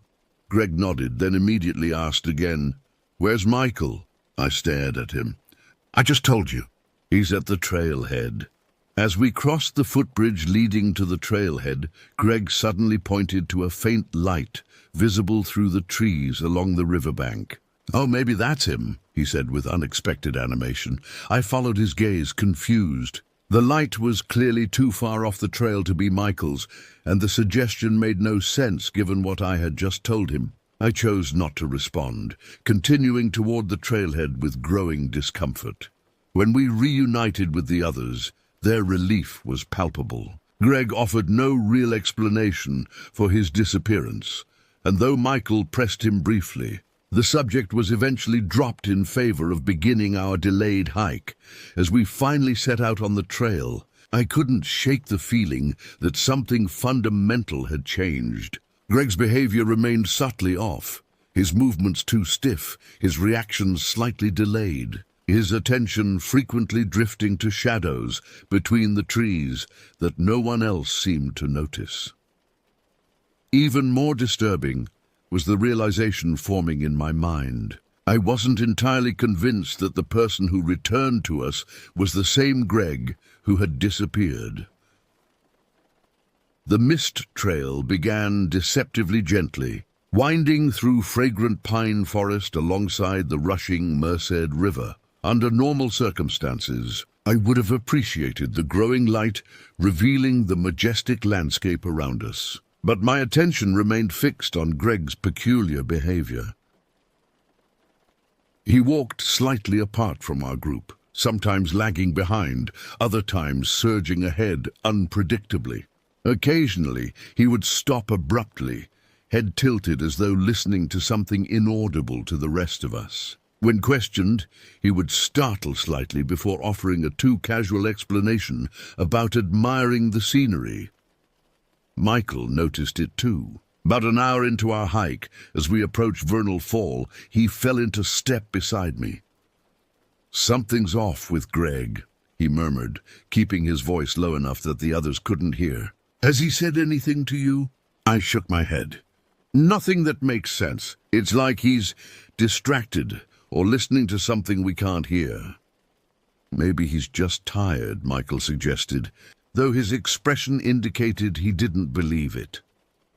The mist trail earned its name as we approached Vernal Fall, where the powerful cascade sent up clouds of spray that drenched the stone steps leading alongside it. Normally refreshing, today the mist felt unnaturally cold against my skin, almost oily in texture. As we climbed the slippery granite staircase beside the thundering waterfall, I noticed Greg staring intently into the mist, his expression oddly vacant. When I followed his gaze, I saw nothing but swirling vapor, yet he remained transfixed until Michael called his name 3 times, each progressively louder. "Sorry," Greg said, blinking rapidly. "I thought I saw someone on the other side." We all looked. But the opposite side of the falls was a sheer cliff face, impossible to traverse. "Must have been a shadow," Kimberly suggested, though her voice betrayed uncertainty. Our group fell silent as we continued climbing, the only sounds being our labored breathing and the roar of the waterfall. The usual camaraderie that marked our previous hikes was conspicuously absent, replaced by a tense vigilance that no one acknowledged but everyone felt. Beyond Vernal Fall, the trail opened to a beautiful valley with clear views of Nevada Fall ahead. We stopped for a brief rest, during which I noticed Michael conducting a subtle inventory of our supplies. "Has anyone seen my red flashlight?" he asked, frowning as he searched his pack. No one had. It was the first of several items that would inexplicably disappear throughout the day. Kimberly's glove, a water bottle, my trail map. Each disappearance was easily attributable to carelessness or being dropped along the trail. Yet the accumulation of these small losses created an unsettling pattern. The sun had fully risen, but it provided little warmth. Shadows seemed to linger unnaturally long in places where they should have been banished by the morning light. I found myself avoiding these darker patches without consciously deciding to do so. As we approached the junction where the Mist Trail meets the John Muir Trail, Greg suddenly veered off course, heading toward a dense thicket of trees. "Greg!" Michael called sharply. "Where are you going?" Greg stopped, looking back with confusion. "I thought I saw a trail marker." "The trail is clearly here," Michael said, gesturing to the well-worn path we stood on. Greg rejoined us without further explanation, but I noticed him glancing back several times as we continued on. Whatever he thought he saw, it wasn't visible to the rest of us. The ascent grew steeper as we approached the subdome, the final section before the infamous cables. The terrain became increasingly barren, dominated by exposed granite that reflected the sunlight with uncomfortable intensity. Despite this, the air remained strangely cool, almost cold in places where shadow touched. We passed other hiking groups, exchanging brief greetings, but I noticed something unusual in these encounters. Other hikers seemed to give our group, particularly Greg, a wide berth, their eyes sliding away as though reluctant to make contact. One woman actively pulled her child closer as we passed, though she smiled tightly when I caught her eye. Were we projecting some subtle tension that others could sense? Or was there something more visible that I was missing? As we approached the base of Subdome, Greg stopped abruptly, staring up at the imposing granite formation with an expression I couldn't decipher. "It's watching us," he said softly. "What?" Michael asked, clearly unnerved. Greg blinked, then laughed unconvincingly. "The mountain. It's impressive how it dominates the landscape, isn't it? Like it's watching over everything." We continued upward, but his words lingered in my mind, taking on a significance beyond their literal meaning. The mountain did indeed seem to loom over us with an almost sentient presence, indifferent to our struggles, yet acutely aware of our intrusion. The final approach to Half Dome's summit involves navigating the infamous cables, twin steel lines anchored to the granite that provide the only support for hikers traversing the perilously steep face. Under normal circumstances, this section inspires a healthy mix of exhilaration and terror. Today, something darker colored the experience. As we queued behind other hikers waiting for their turn at the cables, I noticed Greg staring not at the imposing ascent ahead, but at the vast expanse of forest spreading beneath us. His gaze tracked something I couldn't see, methodically sweeping back and forth as though following movement. "Beautiful view," I commented, trying to discern what had captured his attention. "They're following the trails," he replied without looking at me. "Who is?" He turned, seeming surprised by my question. "The hikers, of course. What else would I mean?"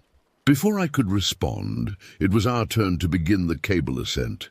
The physical demands of the climb temporarily pushed aside my unease. Gripping the steel cables, we pulled ourselves upward along the nearly 45-degree incline. Our boots, seeking purchase on the wooden slats, spaced intermittently along the route. Halfway up, Jasmine froze, overcome by vertigo or fear. As Michael coached her through her panic, I glanced down at the line of hikers behind us. The perspective was dizzying, tiny figures clinging to the mountain face like insects on a wall. For a disorienting moment, the entire scene seemed to shift, as though the mountain itself had taken a subtle breath. I blinked hard, attributing the illusion to fatigue and altitude. When I looked again, everything appeared normal, though a persistent sense of wrongness lingered. We reached the summit shortly after noon, emerging onto the vast, flat expanse of Half Dome's Peak. The achievement should have been triumphant. The panoramic views of Yosemite Valley a just reward for our efforts. Instead, a strange, subdued mood settled over our group as we found a spot to rest and eat. The summit was crowded with other hikers, their voices and laughter creating a reassuringly normal background to our quiet meal. I noticed Greg had positioned himself slightly apart, facing away from the magnificent vista that everyone else had come to admire. Again, his attention seemed fixed on the forest below, his expression unreadable. "Aren't you going to take any photos?" I asked, approaching him with water bottle extended as a peace offering. He accepted the water without looking at it. "Some things shouldn't be captured," he replied cryptically. A cloud passed overhead, casting a brief shadow across the summit. In that momentary dimming, I could have sworn the chattering voices around us faltered in perfect unison, resuming as the sunlight returned. No one else appeared to notice. As we prepared to begin our descent, I realized I hadn't seen Kimberly for several minutes. A quick scan of the summit didn't reveal her distinctive red jacket. Michael noted my concern.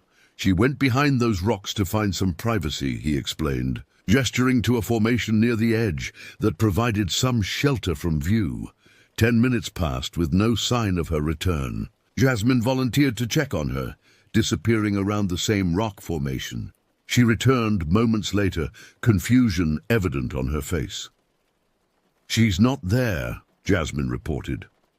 A brief search of the summit located Kimberly sitting calmly on the opposite side, staring out over the valley. When questioned about her movement, she seemed genuinely puzzled.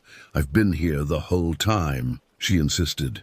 "I told Greg I was moving to this spot." All eyes turned to Greg, who shrugged. "I don't remember that." The incident passed without further comment, but I noticed Michael keeping closer watch on everyone afterward. The pleasant fatigue that should have accompanied our achievement was instead replaced by a growing tension that no one acknowledged directly. As we prepared to descend via the cables, I felt a sudden, overwhelming sensation of being observed, not by the other hikers around us, but by something else entirely. The feeling was so intense that I turned in a complete circle, scanning our surroundings. "What's wrong?" Michael asked, noticing my behavior. "Nothing," I replied automatically, though the sensation persisted. "Just taking one last look." The descent via the cables proved more physically demanding than the ascent, requiring careful backward steps and constant tension on tired muscles. About a third of the way down, Greg, positioned directly ahead of me, suddenly stopped. "Do you hear that?" he asked, his voice barely audible above the wind. I listened, but detected nothing unusual. Just the sound of exertion from other hikers and the distant rustle of wind through trees far below. "Someone's calling from the woods," he continued, his knuckles white on the cables. "We need to keep moving," Michael called from above. "People are waiting." Greg remained frozen for several more seconds before abruptly resuming his descent, moving with a mechanical precision that seemed at odds with the careful, measured movements required by the treacherous terrain. By the time we cleared the cables and reached the relative safety of Subdome, the late afternoon sun had begun its descent toward the western horizon. We needed to maintain a steady pace to reach the trailhead before dark. As we began the long trek down, I couldn't shake the feeling that we were being paced by something moving parallel to the trail, just beyond the line of visibility. Occasionally, I caught glimpses of movement in my peripheral vision, but whenever I turned to look directly, I saw only trees swaying in the breeze. The mountain's shadow stretched longer across the valley with each passing minute, as though reaching out to reclaim us. The descent from Half Dome should have been straightforward, the same path we had ascended, just in reverse. 4 to 5 hours of steady hiking would return us to the trailhead before full darkness set in. Yet from the moment we left the summit, subtle distortions began to accumulate. We reached the intersection of the John Muir Trail and the Mist Trail by late afternoon. The logical choice was to take the Mist Trail, steeper but shorter, the most direct route back. Michael consulted the map, confirming our position. Mist Trail will get us down fastest, he concluded, folding the map and replacing it in his pack. Greg pointed to the John Muir Trail junction. "That's the Mist Trail," he said with absolute conviction. "No, it's not," Michael countered, frowning. "The Mist Trail is here." He gestured to the correct path. Greg stared at both trails, blinking rapidly. "Right," he finally said. "Of course."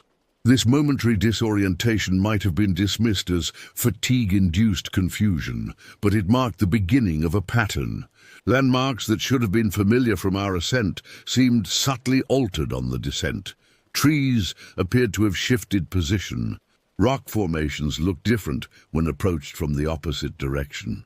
The light was changing too, the golden late-afternoon sunlight taking on an unnatural quality as it filtered through the trees. Shadows stretched longer than they should have, darker in their centers, with edges that seemed to pulse slightly when viewed peripherally.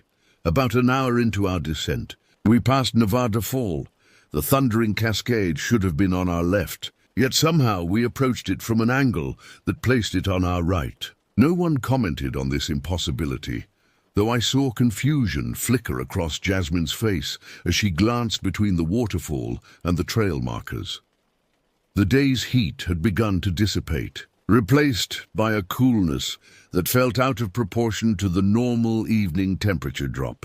I pulled on a light jacket, noticing that my breath was becoming visible in the increasingly chill air. "Does it seem colder than it should be?" I asked Michael quietly. He nodded, glancing at his watch. "Temperature drops fast in the valley once the sun starts to go down. We need to pick up the pace." But our pace was already steady, perhaps even faster than prudent for the increasingly treacherous downhill terrain. My legs burned with the strain of controlled descent, yet we seemed to be covering less ground than expected. "Doesn't it seem like we should have reached Vernal Fall by now?" Kimberly finally voiced what we all were thinking. Michael consulted his watch again. "We have been on the trail longer than I expected," he admitted. "But the descent always feels different than the climb." Greg had fallen behind slightly, and I slowed to wait for him. When he caught up, I noticed his eyes constantly scanning the forest on either side of the trail. "You okay?" I asked. "We're walking in circles," he replied matter-of-factly. "What?" "The trail. It's looping back on itself." I looked ahead at the clearly defined path winding down the mountainside. "That's impossible. We're following the established trail." Greg's laugh lacked any trace of humor. "Just because we can see it doesn't mean it's going where it should." Before I could respond, he quickened his pace, moving ahead to join the others. His words lingered in my mind, gaining unwelcome credibility as our descent continued. Despite maintaining a consistent downhill trajectory, landmarks I expected to see failed to materialize, while unfamiliar sections of trail appeared before us. The forest grew denser as we continued downward, the trees closing in on either side of the path. Sound became muffled in a way that couldn't be explained by the vegetative buffer alone, as though the air itself had thickened, dampening acoustic vibrations before they could fully form. "We should have passed that distinctive boulder formation by now," Michael muttered after another hour of hiking. He pulled out his map again, studying it with increasing frustration. According to this, we should be approaching the footbridge before vernal fall. I glanced around at our surroundings, dense forest with no sign of a waterfall or bridge. Could we have taken a wrong turn? There are no wrong turns, he insisted. The trail is clearly marked the entire way. As if to contradict him, we rounded a bend to find ourselves facing an unexpected fork in the path. Neither direction was marked with the usual trail signs. "This isn't right," Jasmine said, voicing our collective confusion. "This fork wasn't here on the way up." Greg stepped forward, pointing to the left-hand path without hesitation. "This way." "How can you be sure?" Michael challenged. "I just am." Something in his tone made further argument seem pointless. We followed the left path, which initially appeared to descend in the correct general direction. After about 10 minutes, however, the trail began to level out, then subtly incline upward, the opposite of the descent we should have been making. "This is wrong," Michael said, stopping abruptly. "We're heading back up." Greg turned, his expression unreadable in the fading light. "No, we're not. The trail just dips and rises. It will descend again soon." Before Michael could respond, a distant sound reached us, faint but unmistakable. Voices, other hikers on the trail ahead. Their conversation indistinct, but their presence reassuring. "See," Greg said, gesturing forward. "Others are ahead. The trail must be correct." We continued forward, listening as the voices gradually became more distinct. Except they didn't. Despite apparently drawing closer to their source, the voices remained tantalizingly just beyond the range of comprehension, present enough to confirm human origin, too distant to discern words. The light was failing rapidly now, the forest canopy accelerating the onset of darkness. Michael called a halt, and we all retrieved our flashlights. Mine flickered weakly, despite fresh batteries installed that morning. Others experienced similar issues, their lights casting sickly, insufficient pools of illumination that seemed to struggle against the encroaching darkness. "This isn't right," Michael said again, his voice tight with suppressed concern. "We should have reached the valley floor by now." No one disagreed, yet we had no choice but to continue forward, each step taking us deeper into an increasingly unfamiliar landscape. The trail itself remained clear, but its surroundings had transformed into something none of us recognized from our ascent. The voices ahead continued to call, always just beyond the next bend, their eerie persistence both beckoning and warning. Complete darkness descended with unnatural swiftness. One moment, we could still discern shapes and shadows. The next, an impenetrable blackness enveloped us, broken only by our struggling flashlight beams. The darkness felt almost tangible, pressing against us with malevolent intent. "We need to stay together," Michael instructed, his voice tight with controlled fear. "Keep the person ahead of you in sight at all times." We formed a line, Michael leading, followed by Jasmine, Kimberly, myself, and Greg bringing up the rear. Our pace slowed to a cautious shuffle, each step carefully placed on an increasingly treacherous path. The trail had narrowed, hemmed in by dense vegetation that seemed to shift and reach toward us when illuminated by our flashlights. The distant voices that had drawn us forward gradually faded, replaced by the ambient sounds of the forest at night, the hoot of an owl, the rustle of nocturnal creatures, the whisper of wind through leaves. Yet these familiar sounds carried unfamiliar qualities, occurring at irregular intervals and emanating from directions that seemed to change without logic. "Does anyone recognize where we are?" Jasmine finally asked, her voice small against the vast darkness. No one answered immediately. The truth was too disquieting to voice aloud. We were on a trail that shouldn't exist, in a section of forest that bore no resemblance to the well-documented path between Half Dome and the valley floor. "We're still on the main trail," Michael insisted, though his tone lacked conviction. "It's just difficult to recognize in the dark." I felt someone close behind me, their breath on my neck. I turned, expecting to see Greg, but he was several paces back, his flashlight beam pointed at the ground. "Did you just move up behind me?" I asked, trying to keep the tremor from my voice. He looked up, confusion evident even in the poor light. "No, I've maintained the same distance." I turned back to face forward, accelerating slightly to close the gap between myself and Kimberly. The sensation of being closely followed persisted, though I resisted the urge to look back again. Our progress slowed further as the trail began to twist unpredictably, sometimes doubling back on itself in a way that defied topographical logic. Michael frequently consulted his compass, his frustration growing as the readings contradicted our perceived direction of travel. "This makes no sense," he muttered, after one particularly bewildering turn.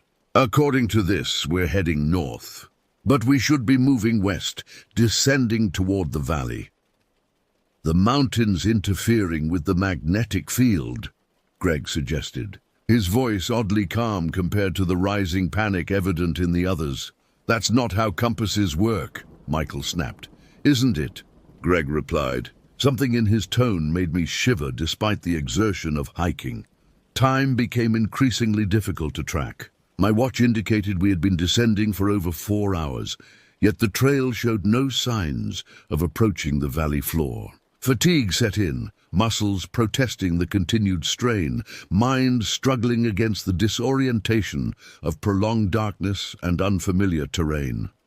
"We need to rest," Kimberly announced, her voice strained. "Just for a few minutes." Michael reluctantly agreed, and we found a small clearing just off the trail. Sitting in a tight circle, we shared what remained of our water and energy bars. No one spoke much, each lost in private thoughts or too exhausted for conversation. I noticed Greg sitting slightly apart, his flashlight extinguished, staring into the darkness as though he could perceive what was hidden from the rest of us. When I directed my light toward him, he flinched, raising a hand to shield his eyes. "Sorry," I murmured, lowering the beam. "They don't like the light," he replied cryptically. Before I could ask who they were, a sound echoed through the forest, a long, keening wail that resembled no animal I'd ever heard. It started low, rising in pitch until it became almost painfully high, then abruptly ceased. We froze, straining to locate the source. "Mountain lion?" Jasmine suggested, her voice barely audible. Michael shook his head. "It doesn't sound like any mountain lion I've ever heard." The wail came again, closer this time, seemingly from multiple directions simultaneously. It was answered by another, then another, until the forest resonated with an impossible chorus. "We need to move," Michael decided, scrambling to his feet. "Now," no one argued. We hastily gathered our belongings and returned to the trail, our earlier fatigue forgotten in the surge of adrenaline. The sounds pursued us, maintaining a consistent distance regardless of our pace, never quite catching up, never fully receding. The trail began to slope more steeply downward, offering the first encouraging sign in hours that we were indeed descending toward the valley. Our pace quickened, hope lending new energy to tired limbs. Then, as suddenly as it had steepened, the trail leveled out, opening into a large clearing that none of us recognized. In the center stood a massive oak tree, its gnarled branches spreading outward like beseeching arms, its trunk wider than any oak should grow at this elevation. "This isn't right," Michael said, for what felt like the 100th time that night. "This clearing, this tree, they shouldn't be here." Greg stepped forward, approaching the tree with an expression of recognition. "We've been here before," he said softly. "That's impossible," I replied. "We would remember a tree like this." He turned to face me, his features strangely animated in the harsh light of my flashlight. "Not tonight, before, long before." A sudden gust of wind swept through the clearing, carrying with it a scent I recognized from our campsite the previous night, that faintly metallic odor underlying the natural forest smells. The same wind seemed to whisper through the oak's branches, creating a sound disturbingly similar to the keening wails that had pursued us. Michael consulted his compass again, then pointed to a narrow path leading away from the oak. "This way. It's heading west." As we followed this new trail, I glanced back at the oak tree. For an instant, I thought I saw figures moving around its base, thin, elongated shapes that melted into the darkness when I tried to focus on them directly. "Did you see that?" I whispered to Kimberly. "See what?" she asked, but her tone suggested she already knew what I meant, and had seen it too. The trail narrowed again, descending so steeply that we were forced to brace ourselves against trees to prevent falling. The vegetation changed subtly, transitioning from mixed conifers to more deciduous species, a shift that suggested we were indeed approaching lower elevations. After what seemed like hours, but may have been only minutes, the trees suddenly thinned, and we found ourselves on a familiar stretch of trail, unmistakably the lower section of the Mist Trail. Perhaps half a mile from the trailhead, the relief was palpable. Even our flashlights seemed to brighten, their beams cutting more effectively through the now ordinary darkness. "We made it," Jasmine breathed, the first to voice our collective relief. Michael nodded, though his expression remained guarded. "Let's keep moving. I want to reach the car before we celebrate." As we resumed our hike on now familiar terrain, I found myself repeatedly looking back, half expecting to see something emerging from the forest behind us. Nothing materialized, yet the sensation of being followed, of being watched, persisted until we finally reached the trailhead. The parking lot appeared exactly as we had left it that morning, our car waiting alongside a handful of others, the restroom building standing silent in the darkness. Everything normal, everything as it should be. Yet as we loaded our gear into the trunk, I caught Greg staring back at the trailhead, his expression unreadable. "What is it?" I asked. "It let us go," he replied softly. This time, the drive back to our campsite passed in exhausted silence. Despite having successfully completed the hike, no one felt the usual sense of accomplishment. Instead, a shared understanding hung unspoken between us. Something inexplicable had occurred on that mountain, something beyond rational explanation. We arrived at our campsite well after midnight. Too tired to cook, we consumed the remaining energy bars and trail mix before retreating to our respective sleeping arrangements. I hesitated before climbing into my hammock, the memory of the previous night's disturbances still fresh. "Maybe I should sleep in the car," I suggested half-jokingly. Michael shook his head. "We're all staying together tonight. I'll leave the rain fly off my tent so I can see out." Despite my exhaustion, sleep proved elusive. Each forest sound triggered heightened alertness. Each shift in the breeze felt significant. When I finally drifted off, my dreams were fragmented and disturbing, images of endless trails that doubled back on themselves, of shadows that moved independently of their casters, of voices calling from places no human could reach. I woke before dawn, drenched in sweat despite the cool night air. The forest around our campsite appeared perfectly normal in the pre-dawn light.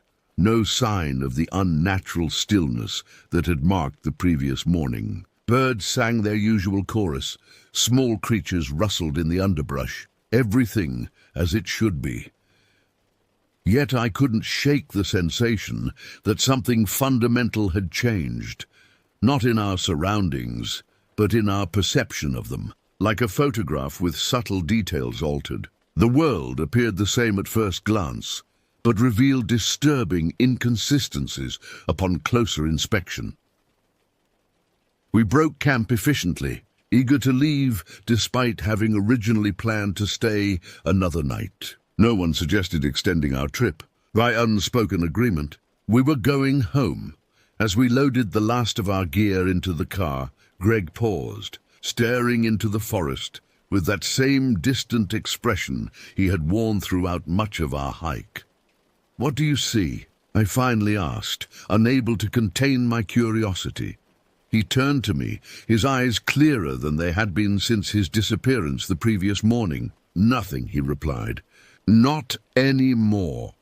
The drive home felt unnaturally long, the landscape outside the windows somehow less substantial than it had been on our journey to Yosemite. We stopped only once for fuel and food, conversation limited to practicalities. Michael dropped me off first, helping unload my gear with mechanical efficiency. As I shouldered my backpack, he hesitated, clearly struggling with something he wanted to say. "What happened out there?" he began, then faltered. "I don't know," I admitted. "I don't think any of us do." He nodded, relief evident in his expression. Relief that he wasn't alone in his confusion, that his perception hadn't been uniquely compromised. "Let's talk in a few days," he suggested, "after we've had some time to process." I agreed, though privately I wondered what there was to process. We had experienced something that defied rational explanation, something that would likely make less sense with reflection rather than more. That evening, as I was unpacking my gear, my phone rang. Michael's name flashed on the screen. "Have you spoken to anyone about yesterday?" he asked without preamble. "No, why?" He exhaled heavily. "My wife knew we were camping. She said she had a dream where she saw me in a tent in a forest, with someone standing outside. The chill that ran through me had nothing to do with the air conditioning in my apartment." "She woke up around 3 in the morning," Michael continued, "with an overwhelming urge to pray for me. And she did. 3 in the morning, precisely when I had awakened to the sound of footsteps circling our camp." "What does it mean?" I asked, though I wasn't sure I wanted an answer. "I don't know," Michael replied. "But Greg called me after I dropped him off. He doesn't remember anything about disappearing at the trailhead. Says he went to the bathroom and came right back." "That's impossible. He was gone for over half an hour." "I know. And there's something else." Michael paused. "He claims he never said any of those strange things on the trail. About the mountain watching us, about the trail looping back on itself. He has no memory of any of it." I sat heavily on the edge of my bed, trying to process this information. If Greg had no memory of his own bizarre behavior, then either he was lying, for reasons I couldn't fathom, or something had influenced his actions and perceptions without his awareness. Neither possibility was comforting. "Do you think we should report this?" I asked. "To the park rangers, maybe?" Michael's laugh held no humor. "And tell them what? That we got lost on one of the most well-marked trails in the national park system? That we heard voices and saw shadows? That my friend acted strangely and doesn't remember it?" He was right, of course. We had no evidence beyond our subjective experiences, nothing that would convince authorities that anything unusual had occurred. So we just... "What, pretend it didn't happen?" I asked. "I don't think we can," Michael replied softly. "I don't think it will let us." After ending the call, I sat in silence for a long time, replaying the events of the past 2 days in my mind. Each recollection seemed to shift slightly, details changing in subtle ways that made me question my own memory. Was the trail really as disorienting as I remembered? Were the voices we heard actually just the wind? Was Greg's behavior truly as bizarre as it had seemed at the time? Yet, beneath these natural doubts lay a deeper certainty. Something had happened on that mountain, something beyond normal explanation. The forest had changed around us, the trails had shifted. Time and distance had distorted in ways that defied physical laws. In the weeks that followed, I researched missing persons cases in Yosemite, finding dozens of instances where hikers vanished without explanation. Many on well-traveled trails in good weather. Some were eventually found, unable to explain how they had become lost in familiar territory. Others remained missing, their disappearances adding to the park's mysterious legacy. I never returned to Half Dome, though the mountain frequently appeared in my dreams, always looming, always watching, always waiting. In these dreams, I would find myself on endless trails that circled back on themselves, pursued by something I could never quite see, but always sense just behind me. Michael and I spoke occasionally about our experience, our recollections growing hazier with time, yet never completely fading. Greg, however, refused to discuss the trip at all, changing the subject whenever it arose. Something in his eyes suggested he remembered more than he admitted, or perhaps feared remembering. Sometimes, when hiking other trails closer to home, I find myself scanning the forest edge, listening for footsteps that don't match my own. The sensation of being observed has never fully dissipated, as though whatever noticed us in Yosemite continues to track our movements from afar. I've come to believe that certain places in this world exist at the intersection of realities, locations where the familiar and the unknown bleed into one another under specific conditions. Yosemite, with its ancient forests and towering monoliths, may be one such place. What watched us from the forest that night? What distorted our path and time itself? What briefly claimed Greg before returning him subtly changed? I have no answers, only the lingering certainty that for a brief period we glimpsed something beyond the world we thought we knew, and it glimpsed us in return. Perhaps most disturbing is the thought that occurs to me in the darkest hours of night. What if it followed us home? What if, even now, it waits just beyond the threshold of perception, observing from shadows we've been conditioned to ignore? Some nights, I still wake suddenly at 3:30 a.m., heart racing for no apparent reason, listening for footsteps that never quite materialize. And in those moments between sleeping and waking, I could swear I hear distant voices calling from the woods behind my apartment. Voices that sound almost, but not quite, human.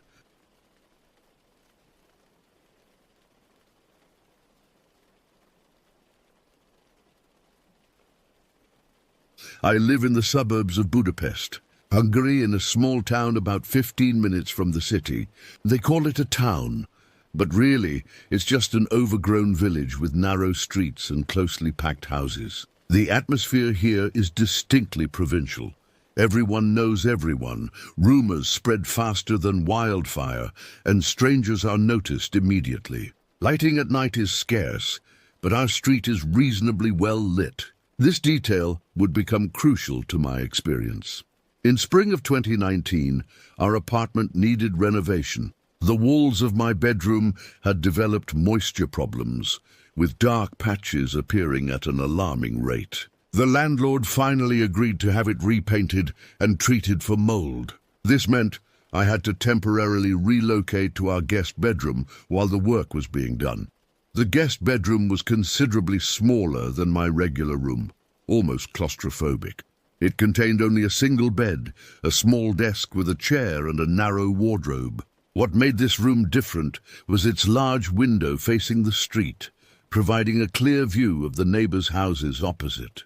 Our apartment occupied the first floor of a 2-story building with a spacious garden behind it. My regular bedroom overlooked this garden, but the guest room faced the front, exposing me to the street life I rarely paid attention to. The first night was uncomfortable. The bed felt too firm. The street lamps cast strange shadows across the ceiling, and occasional car headlights swept across the walls. I tossed and turned, unable to find comfort in this unfamiliar space. Around 2 in the morning, I finally drifted into uneasy sleep. I remember thinking how temporary this arrangement would be. Just a week, the workers had promised. How naive I was. How utterly unprepared for what would transpire in this tiny room, with its large window like an unblinking eye staring out at the darkened street below. On the third night in the guest bedroom, my chronic insomnia struck with particular intensity. The digital clock on the nightstand showed 2:37 a.m., and I had been staring at the ceiling for hours. The house had gone quiet long ago, Even the usual ambient sounds of the building had faded to nothing, leaving me in a bubble of silence. Then I heard it. A strange rhythmic sound from outside, a steady, heavy thudding. At first, I assumed it was music from one of the neighbors, though it seemed odd for someone to be playing anything so loud at this hour. But this sound followed no recognizable pattern or melody. It was mechanical, methodical, like footsteps, but heavier and more deliberate than any human's walk could be. And it was getting louder. Curiosity overcame caution. I slipped out of bed and moved to the window, standing just at the edge, where the streetlight cast its orange glow. The street appeared empty at first, but then a movement caught my eye. A figure was walking down the center of the street. Even from a distance, something about its proportions seemed wrong. As it came closer, illuminated by the street lamps, I realized why. This figure was impossibly tall. I live on the first floor, yet I had to crane my neck to see its head. It must have been at least 6 meters tall. The figure appeared humanoid, but with disturbing differences. Its skin was a uniform gray, smooth and without texture. Its head had no discernible facial features, no eyes, nose or mouth that I could detect. Most alarming were its arms, 4 of them. 2 hung normally from its shoulders, while another pair protruded from around its midsection. Despite its lack of eyes, the being moved with purpose, occasionally stopping to turn toward houses as if examining them. Its movements were fluid, almost graceful, despite its monstrous size. It wasn't shuffling or lumbering like creatures in horror films. It moved with deliberate precision. I remained frozen, my heart pounding so loudly I worried it might hear me. Then, as if sensing my observation, the creature turned toward my window. I quickly retreated into the shadows, pressing myself against the wall. The being approached our building. Through a tiny gap in the curtains, I watched as it stood directly outside, its featureless face seemingly focused on our apartment. It remained motionless for what felt like hours, but was probably only minutes. I didn't dare move a muscle. Finally, it turned and continued its journey down the street, the sound of its footsteps gradually fading into the distance. I spent the remainder of the night huddled in the corner furthest from the window, questioning my sanity and trying to rationalize what I had seen. Sleep was impossible. The following morning, exhaustion clouded my thinking. I had barely slept, and the events of the night seemed dreamlike in the harsh light of day. Had I actually seen that thing, or had my tired mind conjured it up? The logical part of me insisted it must have been a hallucination brought on by insomnia, stress, and an unfamiliar sleeping environment. I went through my day in a fog, my thoughts repeatedly drifting back to that featureless face and those 4 arms. By afternoon, I had almost convinced myself it had been a vivid nightmare, until I noticed something strange in the street. Outside our building and several houses down, there were unusual indentations in the asphalt, widely spaced, circular depressions, as if something incredibly heavy had walked precisely where I'd seen the figure. That evening, I prepared myself. I positioned my desk chair near the window, but out of direct sight from the street. On the desk, I placed my phone with the camera app open and my laptop to take notes. If the thing appeared again, I would document it. As midnight passed, the street grew quiet. One by one, lights went out in neighboring houses. By 2 a.m., the entire street was dark except for the street lamps. I fought to stay awake, pinching myself and sipping cold water. At 2:34 a.m., I heard it again, that same methodical thudding. My pulse quickened as I readied my phone. The sound grew louder, and then I saw it again, moving with the same purposeful gait down the center of the street. In the orange glow of the street lamps, the being looked even more bizarre than I remembered. Its gray skin seemed to absorb light rather than reflect it, giving it a matte appearance. As it walked, its 4 arms swung slightly out of synchronization with each other, creating an unsettling rhythm.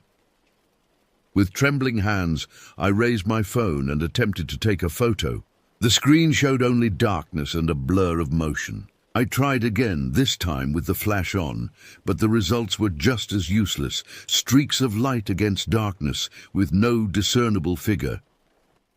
The creature suddenly stopped. Its featureless face turned toward my window, as if the flash had alerted it to my presence. I ducked down, heart hammering in my chest. When I dared to look again, it was standing directly in front of our building, its height allowing it to peer directly into my first-floor window.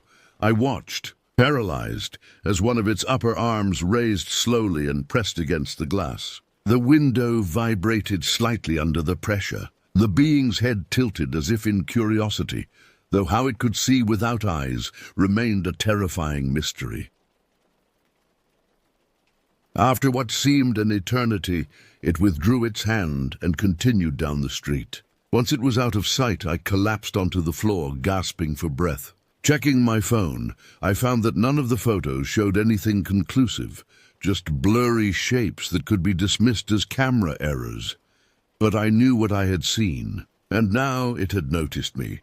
After 2 encounters, I could no longer dismiss the experience as hallucination. The next day, fatigue dragged at me, but determination pushed me forward. I needed answers, explanations, anything to make sense of what was happening. My first step was research. I spent hours online, searching for any similar sightings in Budapest or surrounding areas. I found nothing about tall grey figures, but did discover multiple forum threads discussing strange nocturnal sounds in our region, particularly in the older suburbs. Most people describe them as mechanical or industrial noises with no clear source. One post caught my attention. A woman living 3 kilometers away described waking to the sound of giant footsteps in March 2018, almost exactly a year before my experience. She had been too frightened to look outside, but mentioned that neighborhood dogs had gone berserk that night.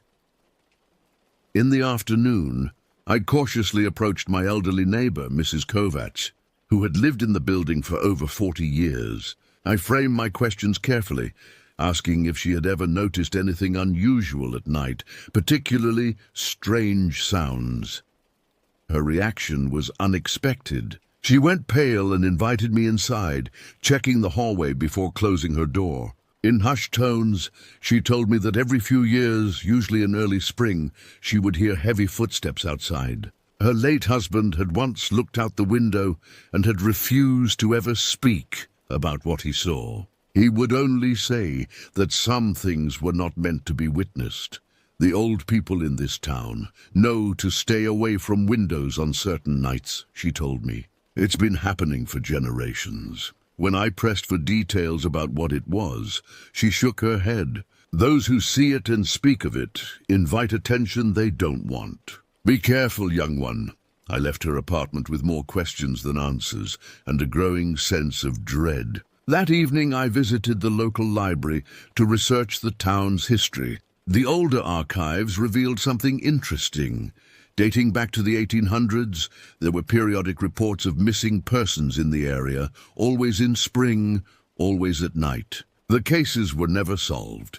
More disturbing was a collection of local folklore I found in a dusty, rarely accessed section. It contained stories about the night watchman, described as a silent guardian who walked the streets after midnight, taking those who had somehow transgressed against the natural order. The descriptions were vague, but mentioned its imposing height and ability to look into second-story windows.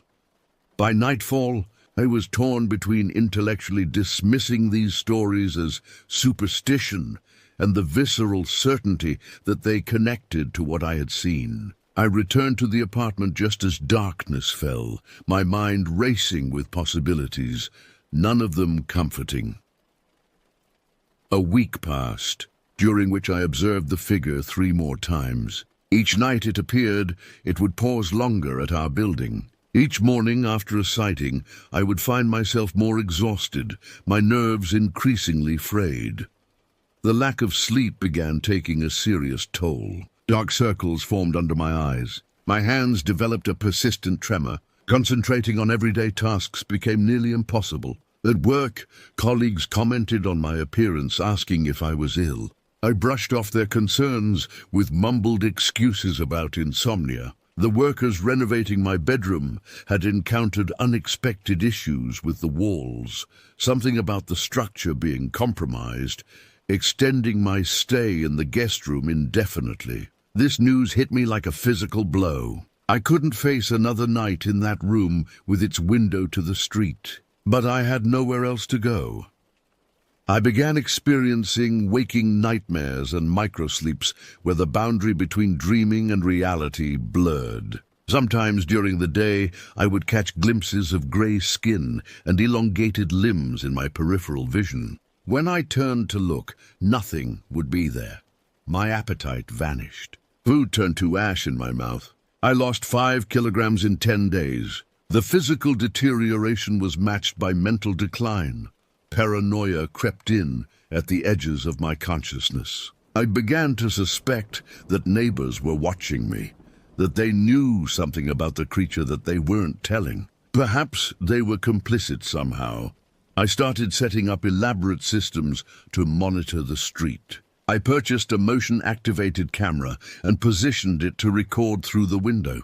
I hung bells on strings across the window frame to alert me to any movement. I created a detailed log of sightings, noting times, duration, and the entity's behavior. The camera never captured anything definitive, just shadows and distortions that could be explained away as technical glitches. Yet each night between 2:30 and 3 a.m., the bells would chime softly as something massive passed by. During one particularly bad episode, I became convinced that the being could somehow enter the building. I barricaded my door with furniture and lined the window with salt, a protective measure I'd read about in one of the folklore books. Rationally, I knew these actions were pointless, but rationality was slipping away from me. On the 15th night in the guest bedroom, something changed. The creature appeared as usual, but instead of merely observing my window, it pressed its featureless face directly against the glass. Through the thin curtain, I could see the outline of its head, smooth, ovoid, devoid of features, yet somehow radiating awareness. It remained there for nearly 10 minutes, perfectly still, as if listening. Then it spoke, not aloud, but somehow directly into my mind. The voice was neither male nor female, neither young nor old. It simply was. "Soon," it said, just that single word.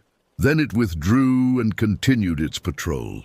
I spent the rest of the night huddled in the bathtub, as far from windows as I could get, alternating between silent tears and manic laughter. By morning I knew I had to confront whatever this thing was, or lose my mind completely. After 17 sleepless nights, I reached breaking point. I couldn't continue this way, afraid to sleep, afraid to look out the window, yet compelled to watch for the entity every night. I had 2 choices: flee the town entirely or confront the situation. Pride and stubborn curiosity led me to choose the latter. I spent the day preparing. First, I visited a doctor who reluctantly prescribed sleeping medication after seeing my clearly deteriorated state. Next, I purchased a high-powered flashlight, thinking that perhaps fully illuminating the creature might reveal its true nature. Finally, I bought a small digital recorder to capture any sounds it might make.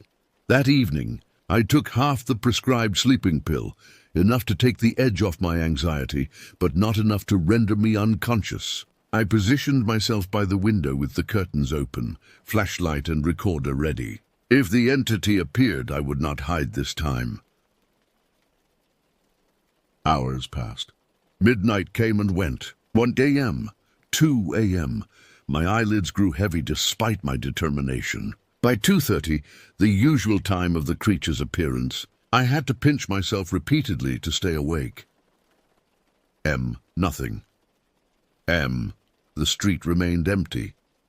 By 4 a.m., I began to wonder if my plan to confront it had somehow deterred the entity. Perhaps it only appeared to those who feared it. This thought gave me a glimmer of hope, and I eventually drifted into the first real sleep I'd had in weeks. I woke just after noon, feeling marginally refreshed. The entity's absence encouraged me. That night I repeated my vigil, again with the curtains open, making my presence obvious. Again, the creature did not appear. For 3 consecutive nights, I maintained this pattern, and for 3 nights, the street remained empty of unusual visitors. I began to believe that by facing my fear, I had somehow banished the entity. Sleep returned, and with it, my rational mind began to reassert itself. On the 4th night, exhausted from catching up on work I'd neglected during my ordeal, I fell asleep early without my usual preparations. No medication, no flashlight ready, curtains drawn. I woke suddenly at 3:17 a.m., the room significantly colder than when I'd fallen asleep. Something had changed in the atmosphere. A heaviness, a sense of pressure, as if the air itself had thickened. And there was a sound, not the familiar thudding of footsteps, but a soft, rhythmic whisper like breathing against glass. Slowly I turned toward the window. The curtains were now partially open, though I distinctly remembered closing them.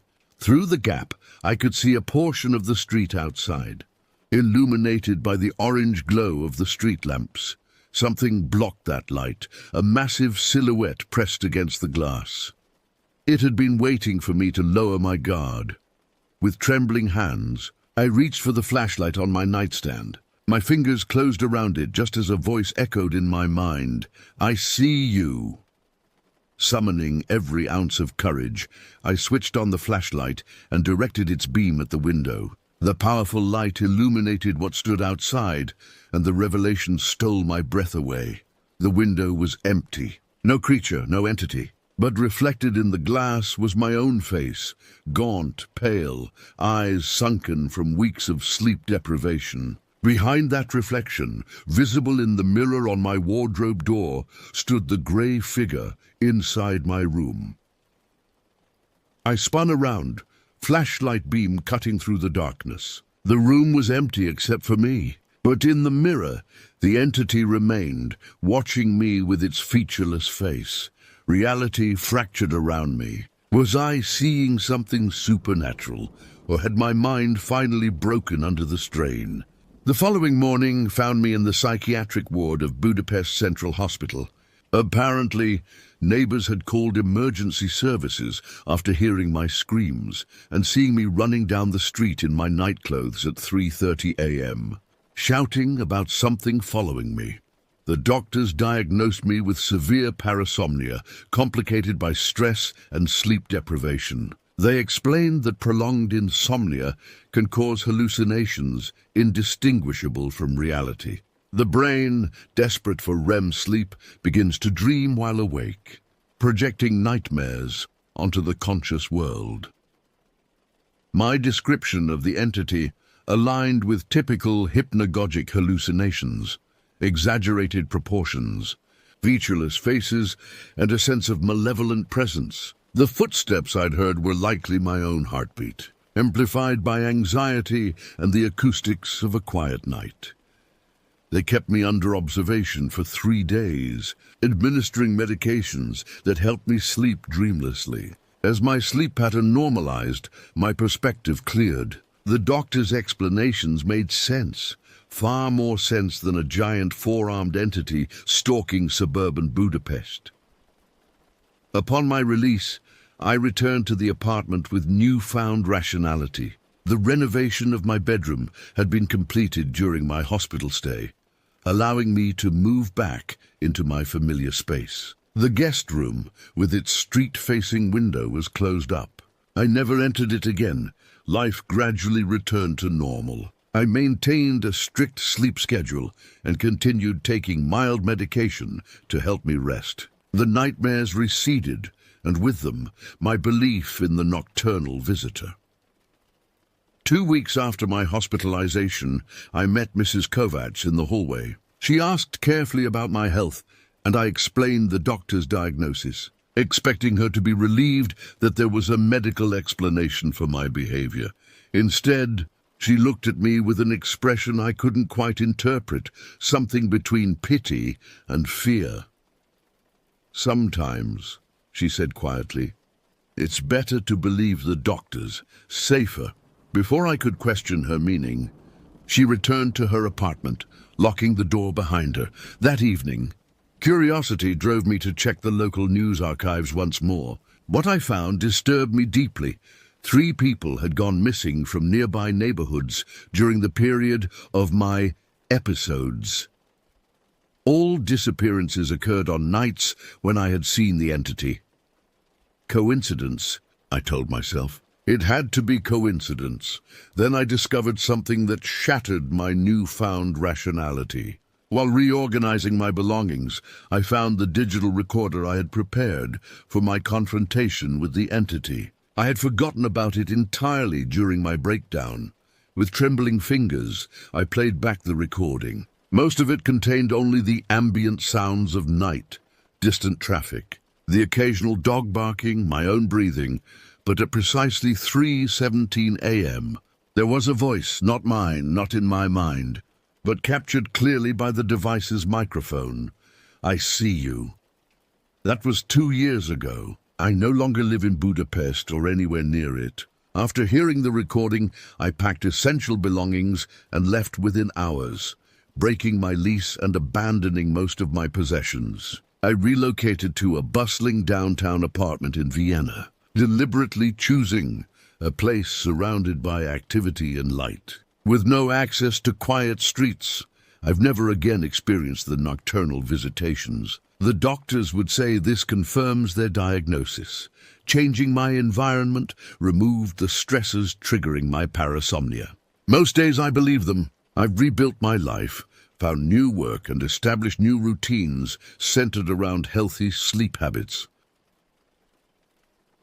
But I keep the digital recorder locked in a safe deposit box at a local bank.